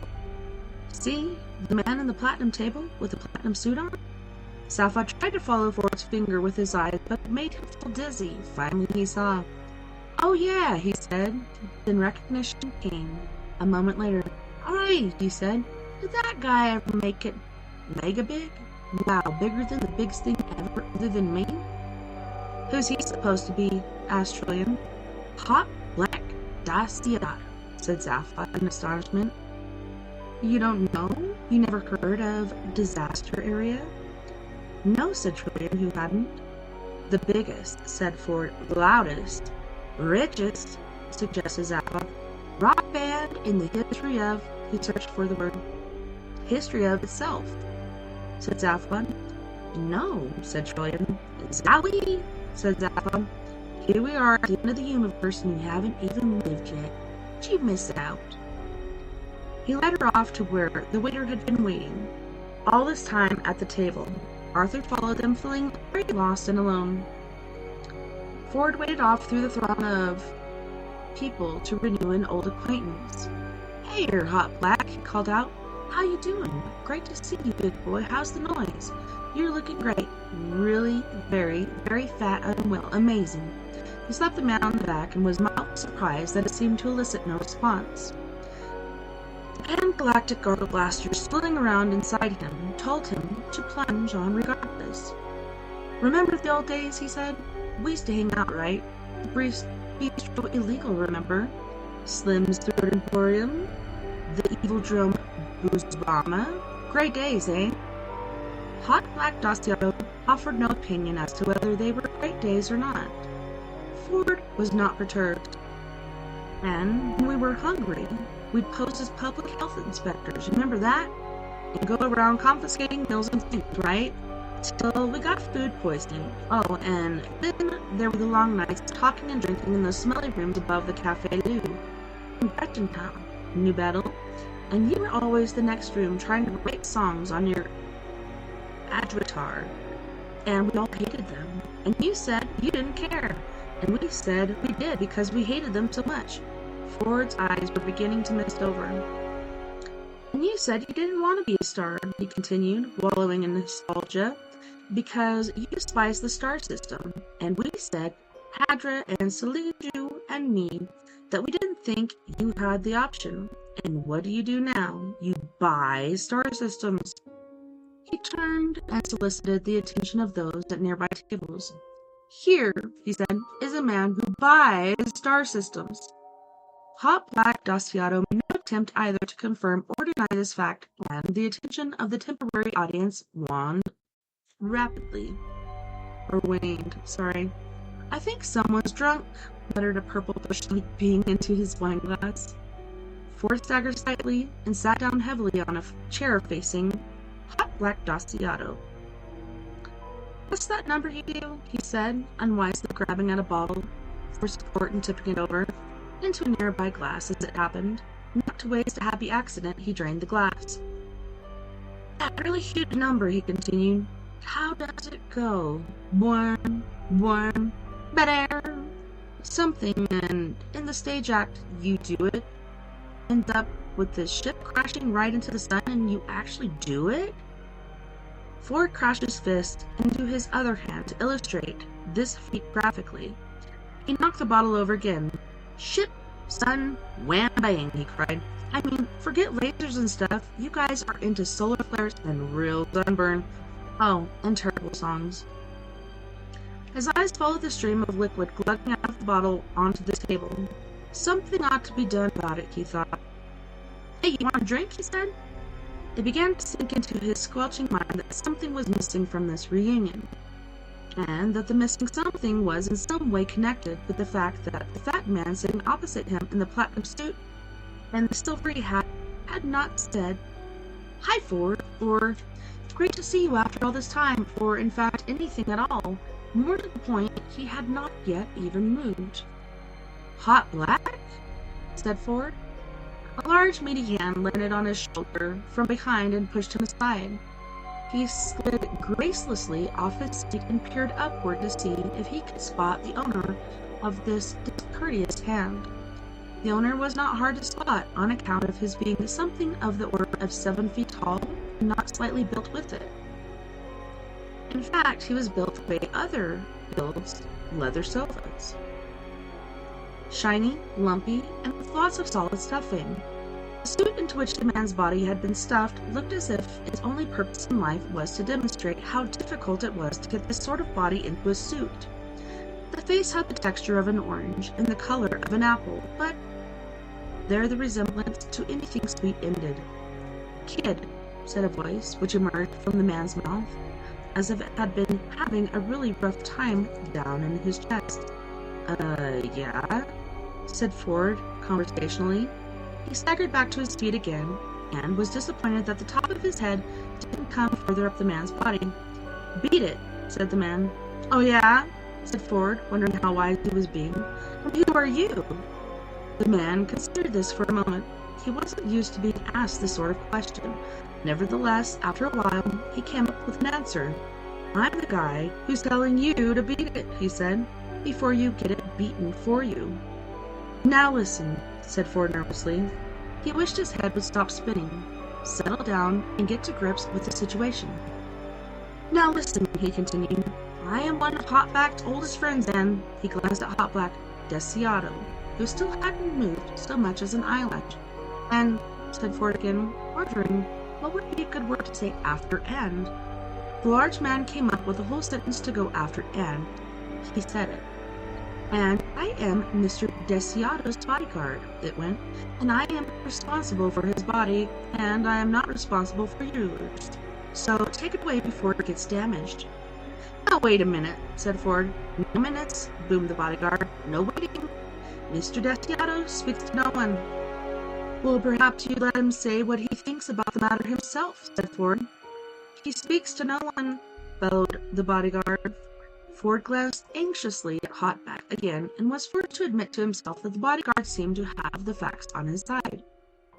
There was still not the slightest sign of movement, let alone keen interest in Ford's welfare. "Why?" said Ford. "What's the matter with them?" The bodyguard told him. Chapter 17. The Hitchhiker's Guide to the Galaxy notes that Disaster Area, a plutonium rock band from Gagrakakak, mine zones are generally held to be not only the loudest rock band in the galaxy, but in fact the loudest noise of any kind at all. Regular concert-goers judge the best sound balance as usually to be heard from within large concrete bunkers some 37 miles from the stage, while the musicians themselves play their instruments by remote control from within a heavily insulated spaceship which stays in orbit around the planet, or more frequently around a completely different planet. Their songs are on the whole very simple and mostly follow the similar theme of boy being meets girl being beneath a silvery moon, which then explodes for no adequately explored reason. Many worlds have now banned their act altogether, sometimes for artistic reasons, but most commonly because the band's public address system contravenes logical, strategic arms limitations treaties. This has not, however, stopped their earnings from pushing back the boundaries of pure hyper-mathematics, and their chief research accountant has recently been appointed professor of neo-mathematics at the University of Maximegalon, in recognition of both his general and his special theories of disaster area tax returns, and which proves that the whole fabric of the space-time continuum is not merely curved, it is in fact totally bent. Ford staggered back to the table where Zaphod, Arthur, and Trillian were sitting waiting for the fun to begin. "Gotta have some food," said Ford. "Hi, Ford," said Zaphod. "You speak to the big noise boy." Ford waggled his head, non-committally. "Hot Black, I sort of spoke to him, yeah." "What'd he say?" "Well, not a lot, really. Yeah? He's spending a year dead for tax reasons. I gotta sit down." He sat down. The waiter approached. "Would you like to see the menu?" he said, "or would you like to meet the dish of the day?" "Huh?" said Ford. "Huh?" said Arthur. "Huh?" said Trillian. "That's cool," said Zaphod. "We'll meet the meat." In a small room in one of the arms of the restaurant complex, a tall, thin, gangling figure pulled aside a curtain, and Oblivion looked him in the face.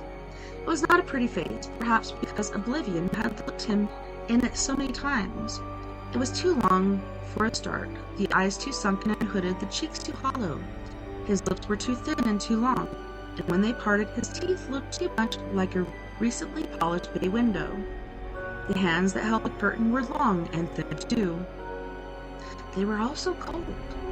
They lay lightly along the folds of the curtain, and gave the impression that if he didn't watch them like a hawk, they would crawl away of their own accord and do something unspeakable in the corner. He let the curtain drop, and the terrible light that had played on his features went off to play somewhere more healthy. He prowled around the small chamber like a mantis, contemplating an evening's parade, finally sitting on a rickety chair by the trestle table, where he leafed through a few sheets of jokes. Bell rang. He pushed the thin sheaf of papers aside and stood up. His hands brushed limply over some of the 1,000,000 rainbow-colored sequins with which his jacket was festooned, and he was gone through the door. In the restaurant, the lights dimmed, the band quickened its pace. A single spotlight stabbed down into the darkness of the stairway that led up to the center of the stage. Up the stairs bounded a tall, brilliantly colored figure. He burst onto the stage, tripped lightly up to the microphone, removed it from its stand with one sweep of his long, thin hand, and stood for a moment bowing left and right to the audience, acknowledging their applause and displaying to them his bay window. He waved to his particular friends in the audience, even though there weren't any there, and waited for the applause to die down. He held up his hand and smiled a smile that stretched not merely from ear to ear, but seemed to extend some way beyond the mere confines of his face. "Thank you, ladies and gentlemen," he cried. "Thank you very much. Thank you so much." He eyed them with twinkling eye. "Ladies and gentlemen," he said, "the universe as we know it has now been in existence for over 170,000 million billion years, and will be ending in a little over half an hour. So, welcome, one and all, to Millways, the restaurant at the end of the universe." With a gesture, he deftly conjured another round of spontaneous applause. With another gesture, he cut it. "I am your host for tonight," he said. "My name is Max Quadlipling." Everyone knew this. His act was famous throughout the known galaxy, but he said it for the fresh applause it generated, which he acknowledged with a disclaiming smile and wave. "And I've just come straight from the very, very other end of time, where I've been hosting a show at the Big Bang Burger Bar, where I can tell you we had a very exciting evening, ladies and gentlemen, and I will be with you right through this historic occasion, the end of history itself." Another burst of applause died away quickly as the lights dimmed down further. On every table, candles ignited themselves spontaneously, eliciting a slight gasp from all the diners, and wreathing them in 1,000 tiny flickering lights and 1,000,000 intimate shadows. A tremor of excitement thrilled through the darkened restaurant as the vast golden dome above them began very, very slowly to dim, to darken, to fade. Max's voice was hushed as he continued. "So, ladies and gentlemen," he breathed, "the candles are lit, the band plays softly, and as the forest-shielded dome above us fades into transparency, revealing a dark and sullen sky hung heavy with the ancient light of livid swallowed stars, I can see we're all in for a fabulous evening's apocalypse." Even the soft tootling of the band faded away as stunned shock descended on all those who had not seen this sight before. A monstrous grisly light poured in on them, a hideous light, a boiling, pestilential light, a light that would have disfigured hell. The universe was coming to an end. For a few interminable seconds, the restaurant spun silently through the raging void. Then Max spoke again. "For those of you who ever hoped to see the light at the end of the tunnel," he said, "this is it." The band struck up again. "Thank you, ladies and gentlemen," cried Max. "I'll be back with you again in just a moment, and meanwhile, I leave you in the very capable hands of Mr. Ragnolfi and his cataclysmic combo. Big hand, please, ladies and gentlemen, for Reg and the boys." The baleful turmoil of the skies continued. Hesitantly, the audience began to clap, and after a moment or so, normal conversation resumed. Max began his round of tables, swapping jokes, shouting with laughter, earning his living. A large dairy animal approached Zaphod Beeblebrox's table. A large, fat, meaty quadruped of the bovine type with large, watery eyes, small horns, and what almost might have been an ingratiating smile on its lips. "Good evening." It lowed and sat back heavily on its haunches. "I am the main dish of the day. May I interest you in parts of my body?" It rocked and gurgled a bit, wriggled its hindquarters into a more comfortable position, and gazed peacefully at them. His gaze was met by looks of startled bewilderment from Arthur and Trillian, a resigned shrug from Ford, Prefect, and a naked hunger from Zaphod Beeblebrox. "Something off the shoulders, perhaps?" suggested the animal. "Braised in a white wine sauce?" Your shoulder?" said Arthur in a horrified whisper. "Naturally my shoulder, sir," murmured the animal contentedly. "Nobody else is mine to offer." Zaphod leapt to his feet and started prodding and filling the animal's shoulder appreciatively. "Or the rump is very good," murmured the animal. "I've been exercising it and eating plenty of grains, so there's a lot of good meat there." I gave a mellow grunt, gurgled again, and started to chew the cud. It swallowed the cud again. "Or a casserole of meat, perhaps?" it added. "You mean this animal actually wants us to eat it?" whispered Trillian to Ford. "Me?" said Ford, with a glazed look in his eyes. "I don't mean anything." "That's absolutely horrible," explained Arthur. "The most revolting thing I've ever heard." "Was the problem, Earthman?" said Zaphod, now transferring his attention to the animal's enormous rump. "I just don't want to eat an animal that's standing there inviting me to," said Arthur. "It's heartless." "Better than eating an animal that doesn't want to be eaten," said Zaphod. "That's not the point," Arthur protested. Then he thought about it for a moment. "All right," he said. "Maybe it is the point. I don't care. I'm not going to think about it now. I'll just, The universe raged about him in its death throes. "I think I'll just have a green salad," he muttered. "May I urge you to consider my liver?" asked the animal. "It must be very rich and tender by now. I've been force-feeding myself for months." "A green salad," said Arthur emphatically. "A green salad," said the animal, rolling his eyes disapprovingly. "Are you going to tell me," said Arthur, "that I shouldn't have green salad?" "Well," said the animal, "I know many vegetables are very clear on that point, which is why it was eventually decided to cut through the whole tangled problem and breed an animal that actually wanted to be eaten and was capable of saying so clearly and distinctively. And here I am." It managed a very slight bow. "Glass of water, please," said Arthur. "Look," said Zaphod, "we want to eat. We don't want to make a meal of the issues. 4 rare steaks, please, and hurry. We haven't eaten in 566,000 million years." The animal staggered to his feet. It gave a mellow gurgle. "A very wise choice, sir, if I may say so. Very good," it said. "I'll just nip off and shoot it myself." He turned and gave a friendly wink to Arthur. "Don't worry, sir," he said. "I'll be very humane." It waddled unhurriedly off to the kitchen. A matter of minutes later, the waiter arrived with 4 huge steaming steaks. Zaphod and Ford wolfed straight into them without a second's hesitation. Trillian paused, then shrugged and started into hers. Arthur stared at his, feeling slightly ill. "Hey, Earthman," said Zaphod, with a malicious grin on his face that wasn't stuffing itself. "What's eating you?" And the band played on. All around the restaurant, people and things relaxed and chatted. The air was filled with talk of this and that, and with a mingled sense of exotic plants, extravagant food, and insidious wines. For an infinite number of miles, in every direction, the universal cataclysm was gathering to its stupefying climax. Glancing at his watch, Max returned to the stage with a flourish. "And now, ladies and gentlemen," he beamed, "is everyone having one last wonderful time?"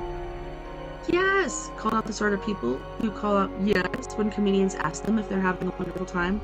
"That's wonderful," enthused Max. Absolutely wonderful, and as the photon storms gather in swirling crowds around us, preparing to tear apart the last of the red-hot suns, I know you're all going to settle back and enjoy with me what I know we will all find an immensely exciting and terminal experience. He paused. He caught the audience with a glittering eye. Believe me, ladies and gentlemen, he said, there's nothing penultimate about this one. He paused again. Tonight, his timing was immaculate. Time after time, he had done this show night after night. Not that the word night had any meaning here at the extremity of time. All there was the endless repetition of the final moment, as the restaurant rocked slowly forward over the brink of time's furthest edge and back again. This night was good, though. The audience was writhing in the palm of his sickly hand. His voice dropped. They had to strain to hear him. This, he said, really is the absolute end, the final chilling desolation in which the whole majestic sweep of creation becomes extinct. This, ladies and gentlemen, is the proverbial it. He dropped his voice still lower, and the stillness of the fly would not have dared to clear its throat. After this, he said, there is nothing, void, emptiness, oblivion, absolutely nothing. His eyes glitter again, or did they twinkle? Nothing except, of course, for the desserts and the fine selection of Aldebaran liquors. The band gave him a music sting. He wished they wouldn't. He didn't need it. Not an artist of his caliber. He could play the audience like his own musical instrument. They were laughing with relief. He followed on. And for once, he cried cheerily, you don't need to worry about having a hangover in the morning because there won't be any more mornings. He beamed at his happy, laughing audience. He glanced up at the sky, going through the same death routine every night. But his glance was only for a fraction of a second. He trusted it to do its job, as one professional trusts another. And now, he said, strutting about the stage, at the risk of putting a damper on the wonderful sense of doom and futility here this evening, I would like to welcome a few parties. He pulled a card from his pocket. Do we have, he put up a hand to hold back the cheers, do we have a party here from the Zenselquisor Flammarion Bridge Club from beyond the Vortvoid of Kvarn? Are they here? The rousing cheer came from the back, but he pretended not to hear. He peered around trying to find them. Are they here? He asked again to elicit a louder cheer. He got it, as he always did. Ah, there they are. Well, last bids, lads, and no cheating. Remember, this is a very solemn moment. He laughed at the laughter. And do we have a party of minor deities from the halls of Asgard? Away to his right came a rumble of thunder. Lightning arced across the stage. A small group of hairy men with helmets sat looking very pleased with themselves and raised their glasses to him. Husbands, he thought to himself. Careful with that hammer, sir, he said. They did their trick with the lightning again. Max gave them a very thin-lipped smile. And thirdly, he said, a party of young conservatives from Series B, are they here? A party of smartly dressed young dogs stopped throwing rolls at each other and started throwing rolls at the stage. They yapped and barked intelligibly. Yes, said Max. Well, this is all your fault. You realize that. And finally, said Max, quieting the audience down and putting on his solemn face, finally, I believe, we have with us here tonight a party of believers, very devout believers, from the Church of the Second Coming of the great prophet Zarkon. There were about 20 of them, sitting right out on the edge of the floor, ascetically dressed, sipping mineral water nervously and staying apart from the festivities. They blinked resentfully as the spotlight was turned on them. There they are, said Max, sitting there patiently. He said he'd come again, and he's kept you waiting a long time, so let's hope he's hurrying, fellas, because he's only got 8 minutes left. The party of Zarquin's followers sat rigid, refusing to be buffeted by the waves of uncharitable laughter which swept over them. Max restrained his audience. No, but seriously though, no offense meant.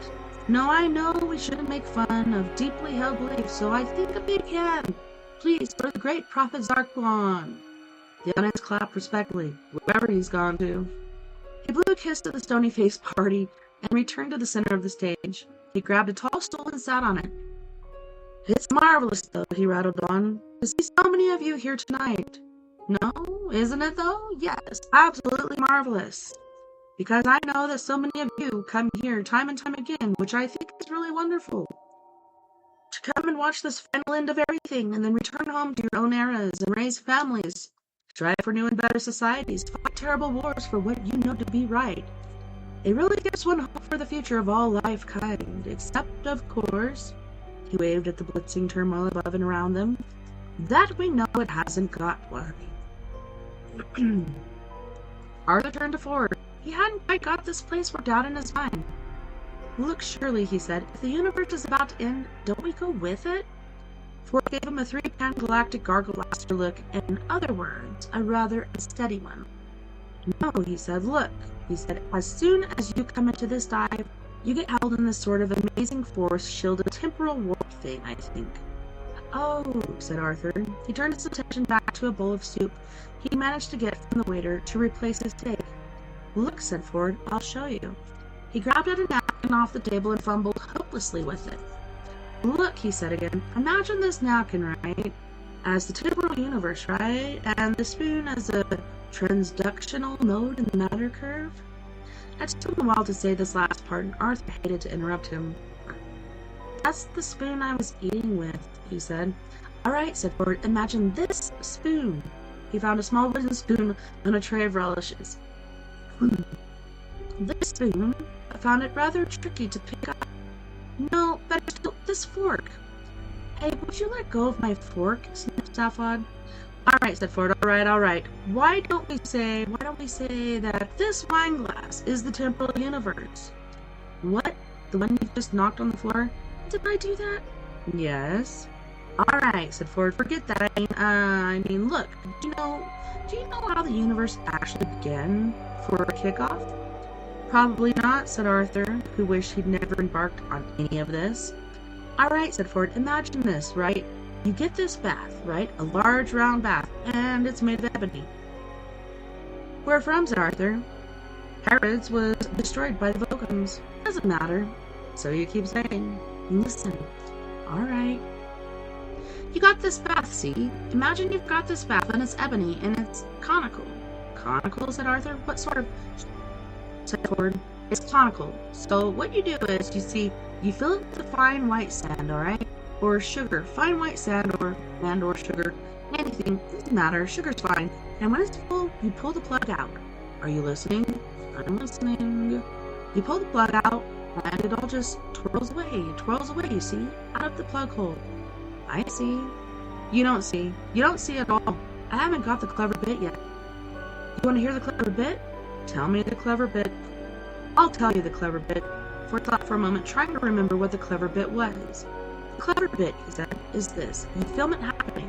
Clever, agreed Arthur. You get a movie camera, and you film it happening. Clever. That's not the clever bit. This is the clever bit. I remember now that this is the clever bit. The clever bit is that you then thread the film and the projector backward. Backward? Yes, threading it backward is definitely a clever bit. So then, you just sit and watch it, and everything just appears to spiral upward out of the plug hole and fill the bath, see? And that's how the universe began, is it? Said Arthur. No, said Ford, but it is a marvelous way to relax. He reached for his wine glass. Where's my wine glass, he said. It's on the floor. Ah. Tipping back his chair to look for it, Ford collided with the great and small waiter, who was approaching the table carrying a portable telephone. Ford excused himself to the waiter, explaining that it was because he was extremely drunk. The waiter said that was quite all right, and that he perfectly understood. Ford thanked the waiter for his kind indulgence, attempted to tug his forelock, missed 6 inches, and slid under the table. Mr. Zaphod Beeblebrox? Inquired the waiter. Yeah? Said Zaphod, glancing up from his third steak. There's a phone call for you. Hey, what? A phone call, sir. For me, here? Hey, but who knows where I am? One of his minds raced, the other, oddly lovingly over the food, it was still shoveling in. Excuse me if I carry on, won't you? Said his eating head, and carried on. There were now so many people after him he'd lost count. He shouldn't have made such a conspicuous entrance. Hell, why not though, he thought. How do you know you're having fun if there's no one watching you have it? Maybe somebody here tipped off the galactic police, said Trillian. Everyone saw you come in. You mean they want to arrest me over the phone? Said Zaphod. Could be. I'm pretty dangerous dude when I'm cornered. Yeah, said the voice from under the table. You go to pieces so fast people get hit by the shrapnel. Hey, what is this, Judgment Day? Snapped Zaphod. Do we get to see that as well? Asked Arthur nervously. I'm in no hurry, muttered Zaphod. Okay, so who's the cat on the phone? He kicked forward. Hey, get up there, kid, he said to him. I may need you. I am not, said the waiter, personally acquainted with the metal gentleman in question, sir. Metal? Yes, sir. Did you say metal? Yes, sir, I said that. I am not personally acquainted with the metal gentleman in question. Okay, carry on. But I am informed that he has been awaiting your return for a considerable number of millennia. It seems you left him somewhat precipitately? Left here, said Zaphod. Are you being strange? We only just arrived here. Indeed, sir, persisted the waiter doggedly. But before you arrived here, sir, I understand that you left here. Alright, we still have a ways to go. Like, this is a really long chapter. And, I guess we'll finish it and just pick a shorter video. Zaphod tried this in one brain, then in the other. You're saying, he said, that before we arrived here, we left here? This is going to be a long night, thought the waiter. Precisely, sir, he said. But you're analyst on danger money, baby, advised Zaphod. No, wait a minute, said Ford, emerged above table level again. Where exactly is here? To be absolutely exact, sir, it is Frogstar World B. But we just left there, protested Zaphod. We left there and came to the restaurant at the end of the universe. Yes, sir, said the waiter, feeling that he was now into some stretch and running well. The one was constructed on the ruins of the other. Oh, said Arthur brightly. You mean we've traveled in time but not in space? Listen, you semi-evolved simian, cut his Zaphod. Go climb a tree, will you? Arthur bristled. Go bang your heads together, Four Eyes, he advised Zaphod. No, no, the waiter said to Zaphod. Your monkey has got it right, sir. Arthur stuttered in fury and said nothing apposite, or indeed coherent. He jumped forward, I believe, 576,000 million years while staying in the exact same place, explained the waiter. He smiled. He had a wonderful feeling that he had finally won through against what had seemed to be insuperable odds. That's it, said Zaphod. I got it. I told the computer to send us to the nearest place to eat. That's exactly what it did. Give or take 576,000 million years or whatever. We never moved. Neat. They all agreed that this was very neat. But who, said Zaphod, is the cat on the phone? Whatever happened to Marvin, said Trillian. Zaphod clapped his hands to his head. Paranoid android left him moping about on Frogstar World B. When was this? Well, 566,000 million years ago, I suppose, said Zaphod. Hey, hand me the wrap rod, plate captain. The little waiter's eyebrows wandered about his forehead in confusion. I beg your pardon, sir, he said. The phone, waiter, said Zaphod, grabbing it off him. Shee, you guys are so unhip, it's a wonder your bums don't fall off. Indeed, sir. Hey, Marvin, is that you? Said Zaphod into the phone. How you doing, kid? There was a long pause before a thin little voice came up the line. I think you ought to know I'm feeling very depressed, it said. Zaphod cupped his hand over the phone. It's Marvin, he said. Hey, Marvin, he said at the phone again. We're having a great time. Food, wine, and a little personal abuse, and the universe going boom. Where can we find you? Again the pause. You don't have to be or pretend to be interested in me, you know, said Marvin at last. I know perfectly well. I'm only a menial robot. Okay, said Zaphod, but where are you?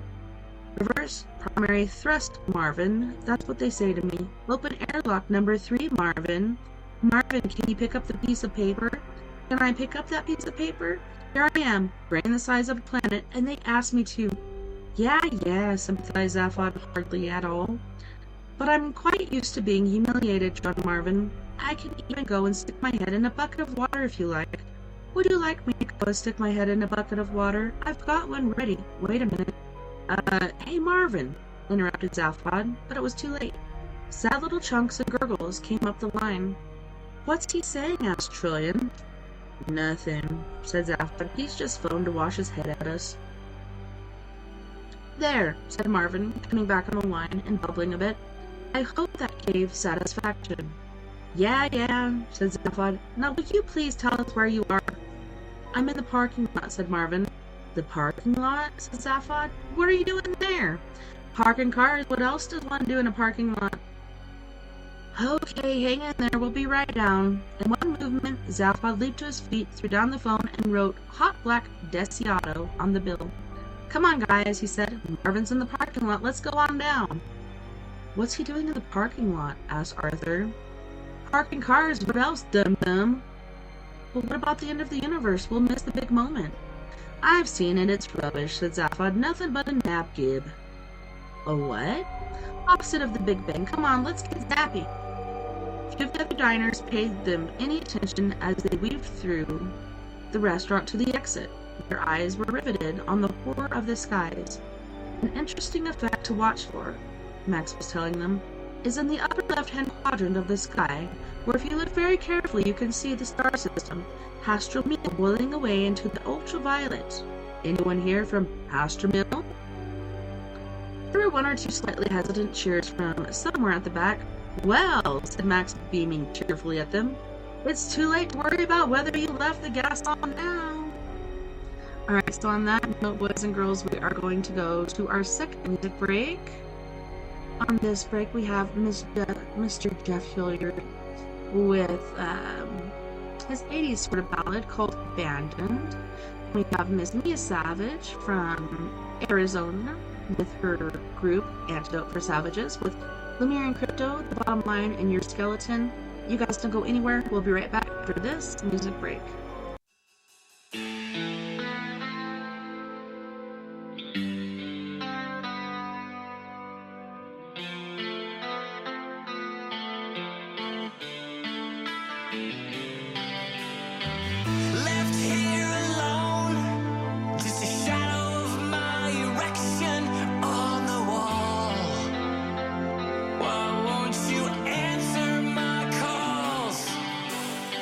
I gave you my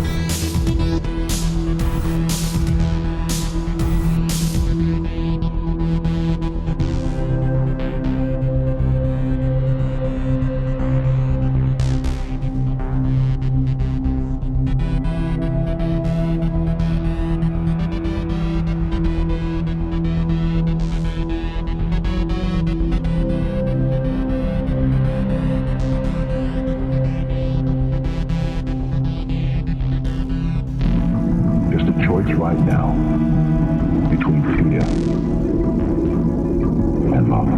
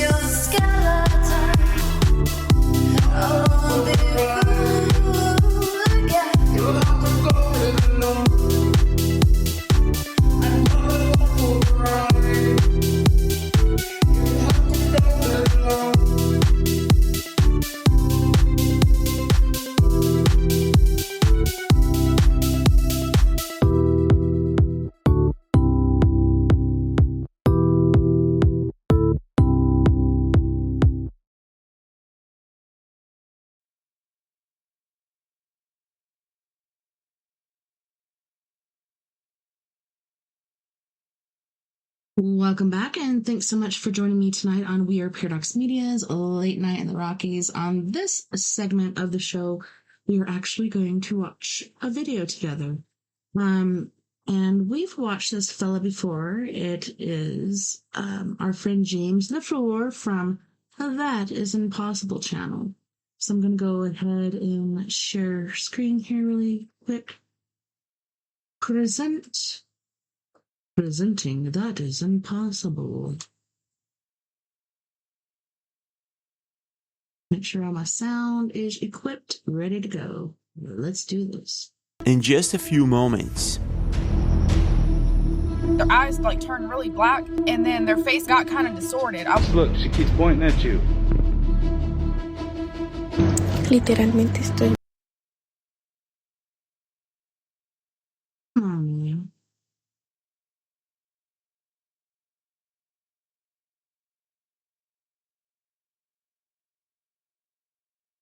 Man. Viendo una falla en la Matrix. Что, конечно, то в такое раннее утро вставать. Yo, what is that? I might have to plug in my router. Pelo amor de Deus, eu acabei de olhar aqui, ó, no telescópio. Olha. Olha isso. Olha a luz. Olha isso.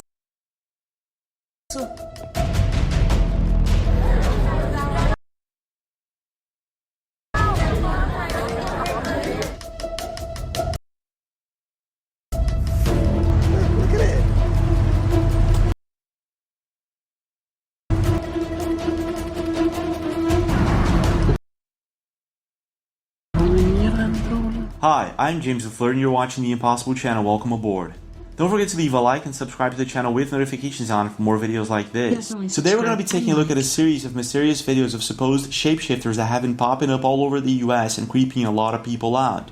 Is it the real deal, and is there any video evidence? We're also going to be taking a look at unexplained sightings, glitches in the Matrix, and paranormal activity caught on camera. Are you guys ready? Well, let's go. Let's do this!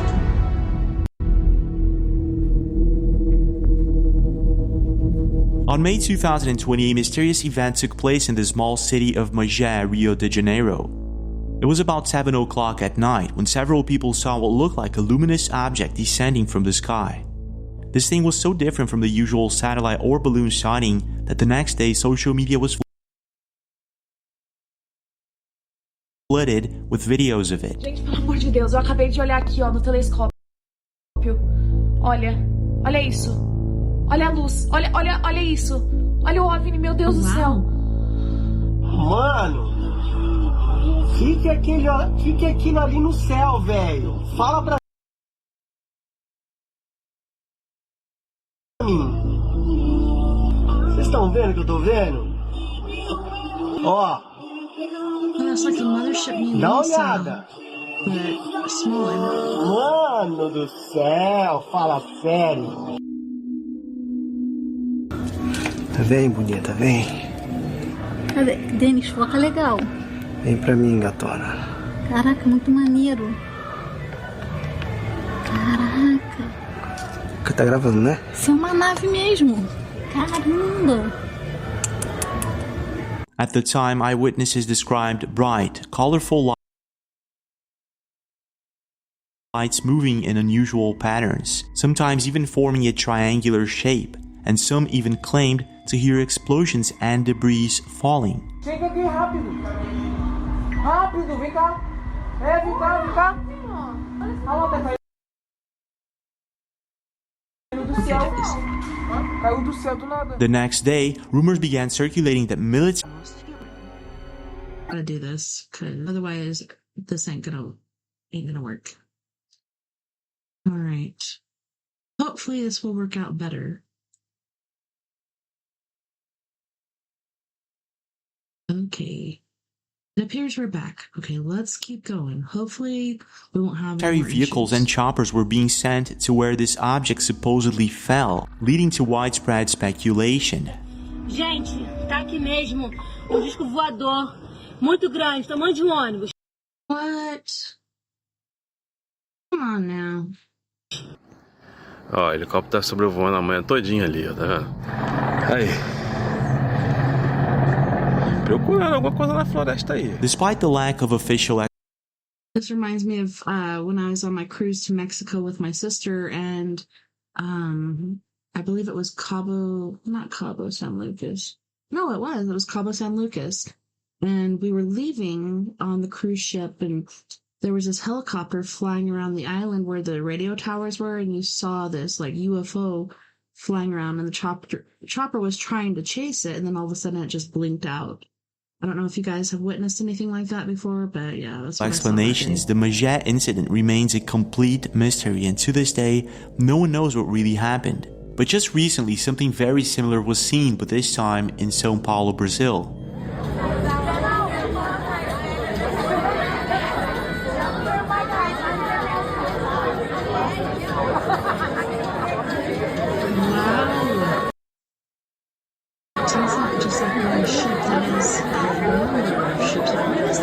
Triangle one at the top?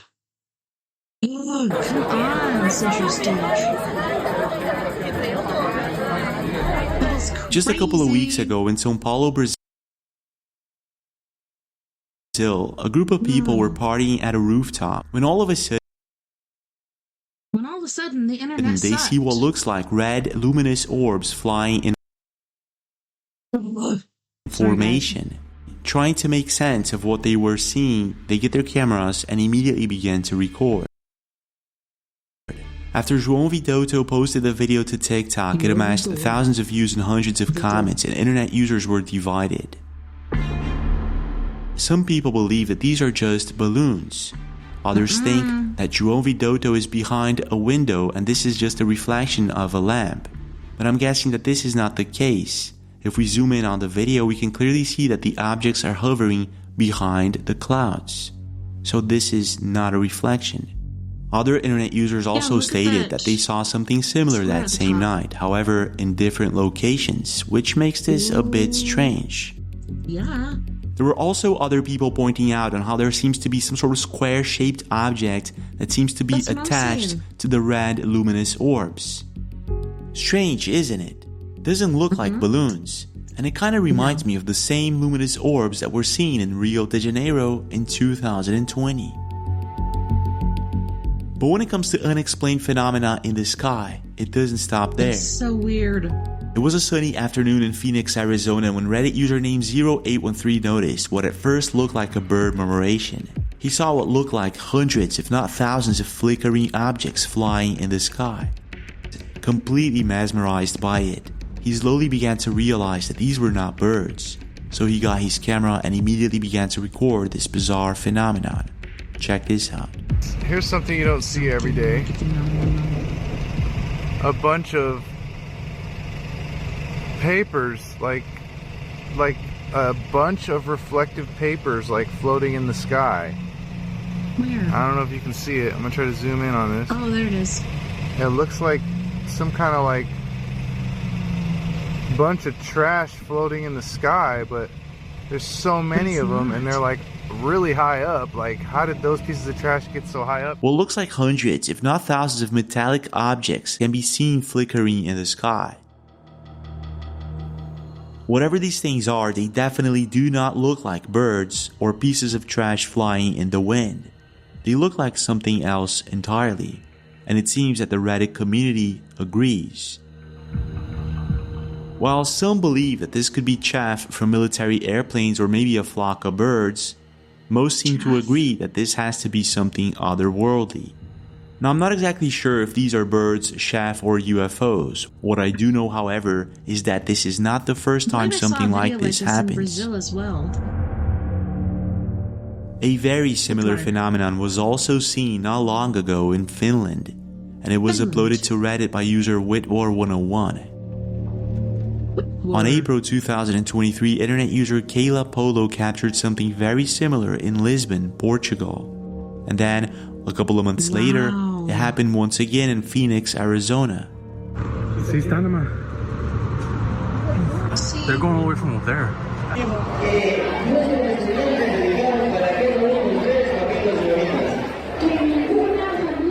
It was also seen a couple of times in Mexico in 2021 and in other places.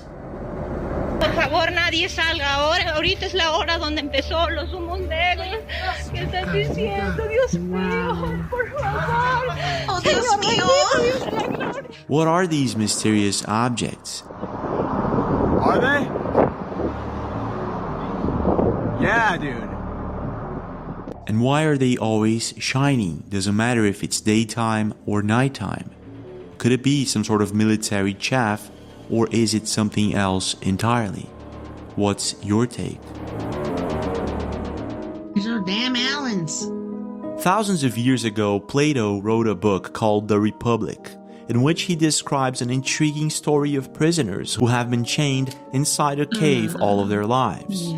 Now, because of this confinement, they believe that the projected shadows on the cave's wall are reality itself.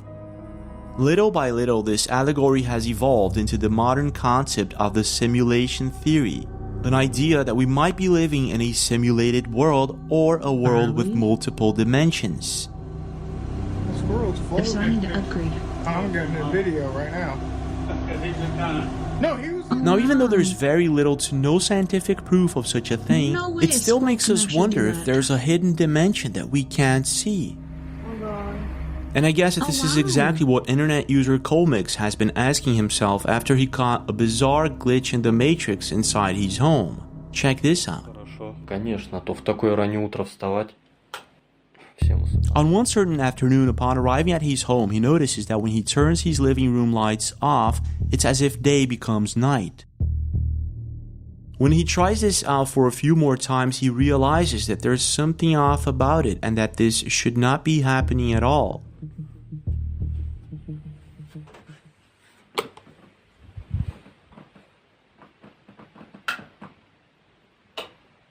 Wow.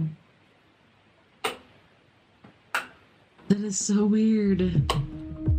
Strange, isn't it? But it gets even stranger in this next video posted by Madeline V8 in Mexico. Literalmente estoy viendo una falla en la Matrix porque estoy viendo dos lunas en el cielo. It was a beautiful afternoon with clear skies when Madeline decided to record the sunset. This is when she aims the camera at the moon and notices something strange. Literalmente estoy viendo una falla en la Matrix porque estoy viendo dos lunas en el cielo. ¿Alguien me explica? Y no es el sol. Y son a las 5 de la tarde y el sol ya abajo del otro lado. Ya se está ocultando. Estoy loca. Madeline captures what looks like two moons in the sky, and when she aims the camera at the sunset, it becomes very clear that this is not the sun. This is something else entirely. Now, what's even stranger about this is that this is not the first time it happens. There are more videos from people all over the world capturing something similar. Oh my god. Bro, what in the hell? Alright, y'all. Y'all see this moon right here? Y'all see this moon right here? It's the moon right there. And then I'm going to go this side. And then it's the moon right here. Kakaiba yung moon dito. Dalawa yung moon. Could it be that this is some sort of glitch in the simulation, or is it something else entirely?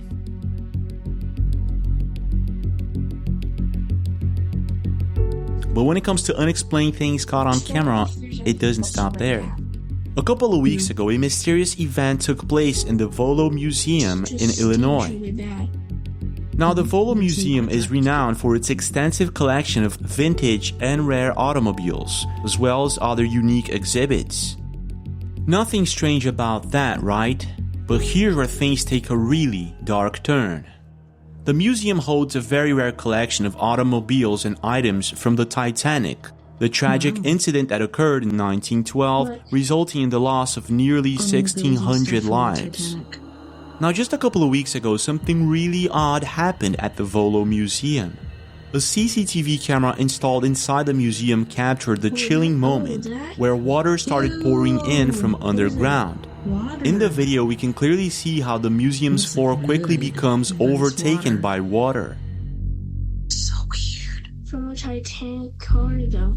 Now, at first, this seems like a normal event if it weren't for the fact that it wasn't raining, and after checking everything out, they confirmed that there were no broken pipes or leaks that could explain this mysterious phenomenon. The heck? Not only that, the museum had never seen anything like this happen since it was built in the 1960s. So, what the heck is going on here? After being posted, it caught a lot of attention, and most internet users noticed how one of the chandeliers seems to start moving by itself when the water starts pouring in. How did it get there? Nobody knows. Oh, look. Other internet users also noticed how the bottom of the dresses did not move or get wet as the water poured in. What? Yeah, isn't that weird? Strange, isn't it? Could this be related to some sort of paranormal phenomena, a glitch in the Matrix, or something else entirely? But it doesn't stop there. The following video was recorded by Lawrence Sky, an internet profile focused on making videos with his dog. He's been doing so since his dog was very little, and most of his content are regular vlog-type videos. As his dog grew up, he started noticing weird behavior that he couldn't explain. So every time he arrived home, he tried capturing this weird behavior on camera without much success. And this is mostly because when his dog noticed that he was there, he would act as a dog usually does. So on one sunny afternoon, Lawrence decided to arrive silently, and this is what happened.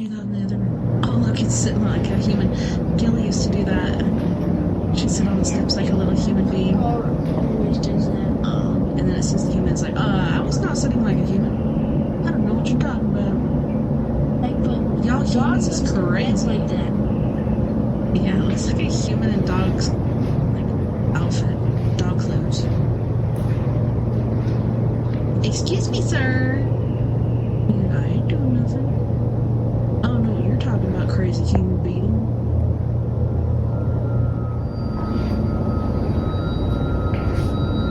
A creepy dog. Did you see that? I mean, there's nothing wrong with it. He actually captures his dog all alone at his house, sitting down like a human would. The crazy part is, when his dog notices that Lawrence is there, he immediately begins to act normal. What in the world is going on here? Little top hat. After being posted, the video amassed 98 million views, and most internet users agree that there's something really off about this. One user stated, "The way he's staring at you, like he's trying to determine how much you saw. Oh my god." Another internet user states, "He put his front paws down as soon as he heard you. He was sitting like a literal person before that." Teddy Moody says, "He was sitting like a human. Now either sit like that all the time or not. This is scary. I don't know what that is." It seems that most internet users agree that there's something really strange about this, and some even think that this could be a skinwalker. Either way, this is one of the strangest and most unexplained videos I've seen so far. But I want to know your thoughts. What do you think is going on here, and why did the dog start acting normal after he noticed Lawrence? Just like spin, spin. For the past few months, a bizarre event took place in the US. Several people began reporting strange encounters while shopping at their usual grocery stores or malls. Some of these encounters are quite chilling and very difficult to explain. Their eyes like turned really black, and then their face kind of got kind of distorted. But they all have something in common, and that would be the fact that in most of them, people are reporting seeing humanoid beings that, according to them, are not human at all. His ears were kind of weird, and they had like this little point. I don't know what that was. Creepy, isn't it? But here's where things take a really dark turn. I went deeper into this topic in search of video evidence of supposed humanoid beings that may actually be walking amongst us, and what I came across is quite chilling. But before we go on and I show you any video evidence, let's first take a look at how this all started, with Chip Trachenfels posting this video a couple of weeks after the eclipse. Check this out. Experienced something that I've never experienced in my life before. So, as I do every week, twice a week, I make deliveries to the same guy. I've been doing it for 7 months. 7 months. And it's the same guy every time I walk in. He's got a big garage with like a couple trucks in it. I walk in, I hand him his parts, we talk for a minute, I walk away. I go on my business.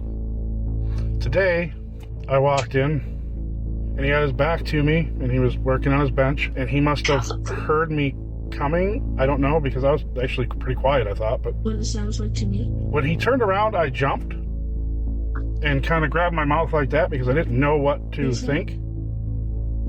And he laughed a little bit, and he called me jumpy. And I was like, yeah, no, I'm just not feeling very good. And I handed him his part, and I was like, hey, I gotta go.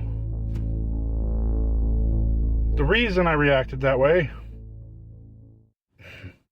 is because when I looked at him, he was different. So demonized. He didn't look like the same guy I saw every other time. He had no color in his eyes. They were completely black. Like you couldn't even see reflections. It was just a black mass. Black eyeballs. And for some reason, his ears were kind of weird, and they had like this little point like that. Demon ears. I don't know what that was. Chip goes on to explain several of his theories on what happened, but he's so curious and freaked out at the same time that the next week he goes back to the same place, and this is what happens. I have a massive update about the guy I saw with black eyes. I went into work this morning. My boss told me because Monday is a holiday, he's like, why don't you go ahead and do your Monday route today? That way we don't have to worry about it. Awesome. So I get in my van, I'm making deliveries. I had to stop at that guy's company. I didn't see him in the window. I dropped the part like normal.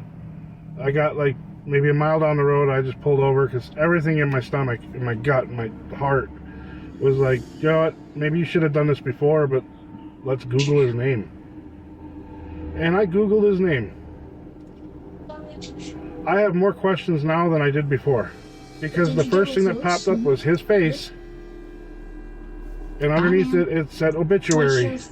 He died in October of 23. Dad's not there. By now, Chip is completely freaked out. The man that he had encountered the previous week wasn't alive. So who was it that he had delivered the product to? Creepy, isn't it? After being posted, several people left comments stating that Chip has some sort of gift and that he had encountered a spiritual entity, possibly a jinn or even a demon. But what's even creepier is the fact that there were dozens of comments of people sharing similar experiences, and this is what led me to research the topic a bit deeper. I just got off of work. I went to go pick up a few items, y'all. I go to the bread aisle. Now the bread aisle is super long. I came across several other videos of people sharing similar experiences. This one, for instance, was uploaded by I Love to Giggle Too, an internet profile focused on comedy videos, but then there's this one video where she has this bizarre encounter. Check this out. I'm at one end of the bread aisle. There's a guy that's about 3/4 of the way down in the bread aisle. He got a cart, I got a cart. He's looking at me. And you know how you can see out your peripheral that somebody's staring at you. He ain't just looking, but he's staring at me. I kind of look his way. He's still staring. I go ahead and I get my bread. I go back around the other way.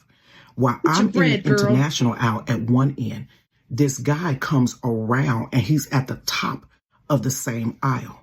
I see him still looking at me. So he's staring at me still. So I kind of look at him and I go like, how you give somebody that type look? He's still staring. Mind you, this man don't have nothing in his cart. He's not even turned to look at any food. He's looking directly at me. Y'all, when I tell you, this man stared at me and his eyes turned black. Everything in his whole eyeball, not just the pupil, but the white part, turned completely black. He looked, it said black, and then he walked away. When I tell you I left that cart sitting in that... Strange, isn't it? But it doesn't stop there. In a video posted by the Patricia Pearls, she shares a similar experience. Check this out. The egg aisle, and then I turn around and I see I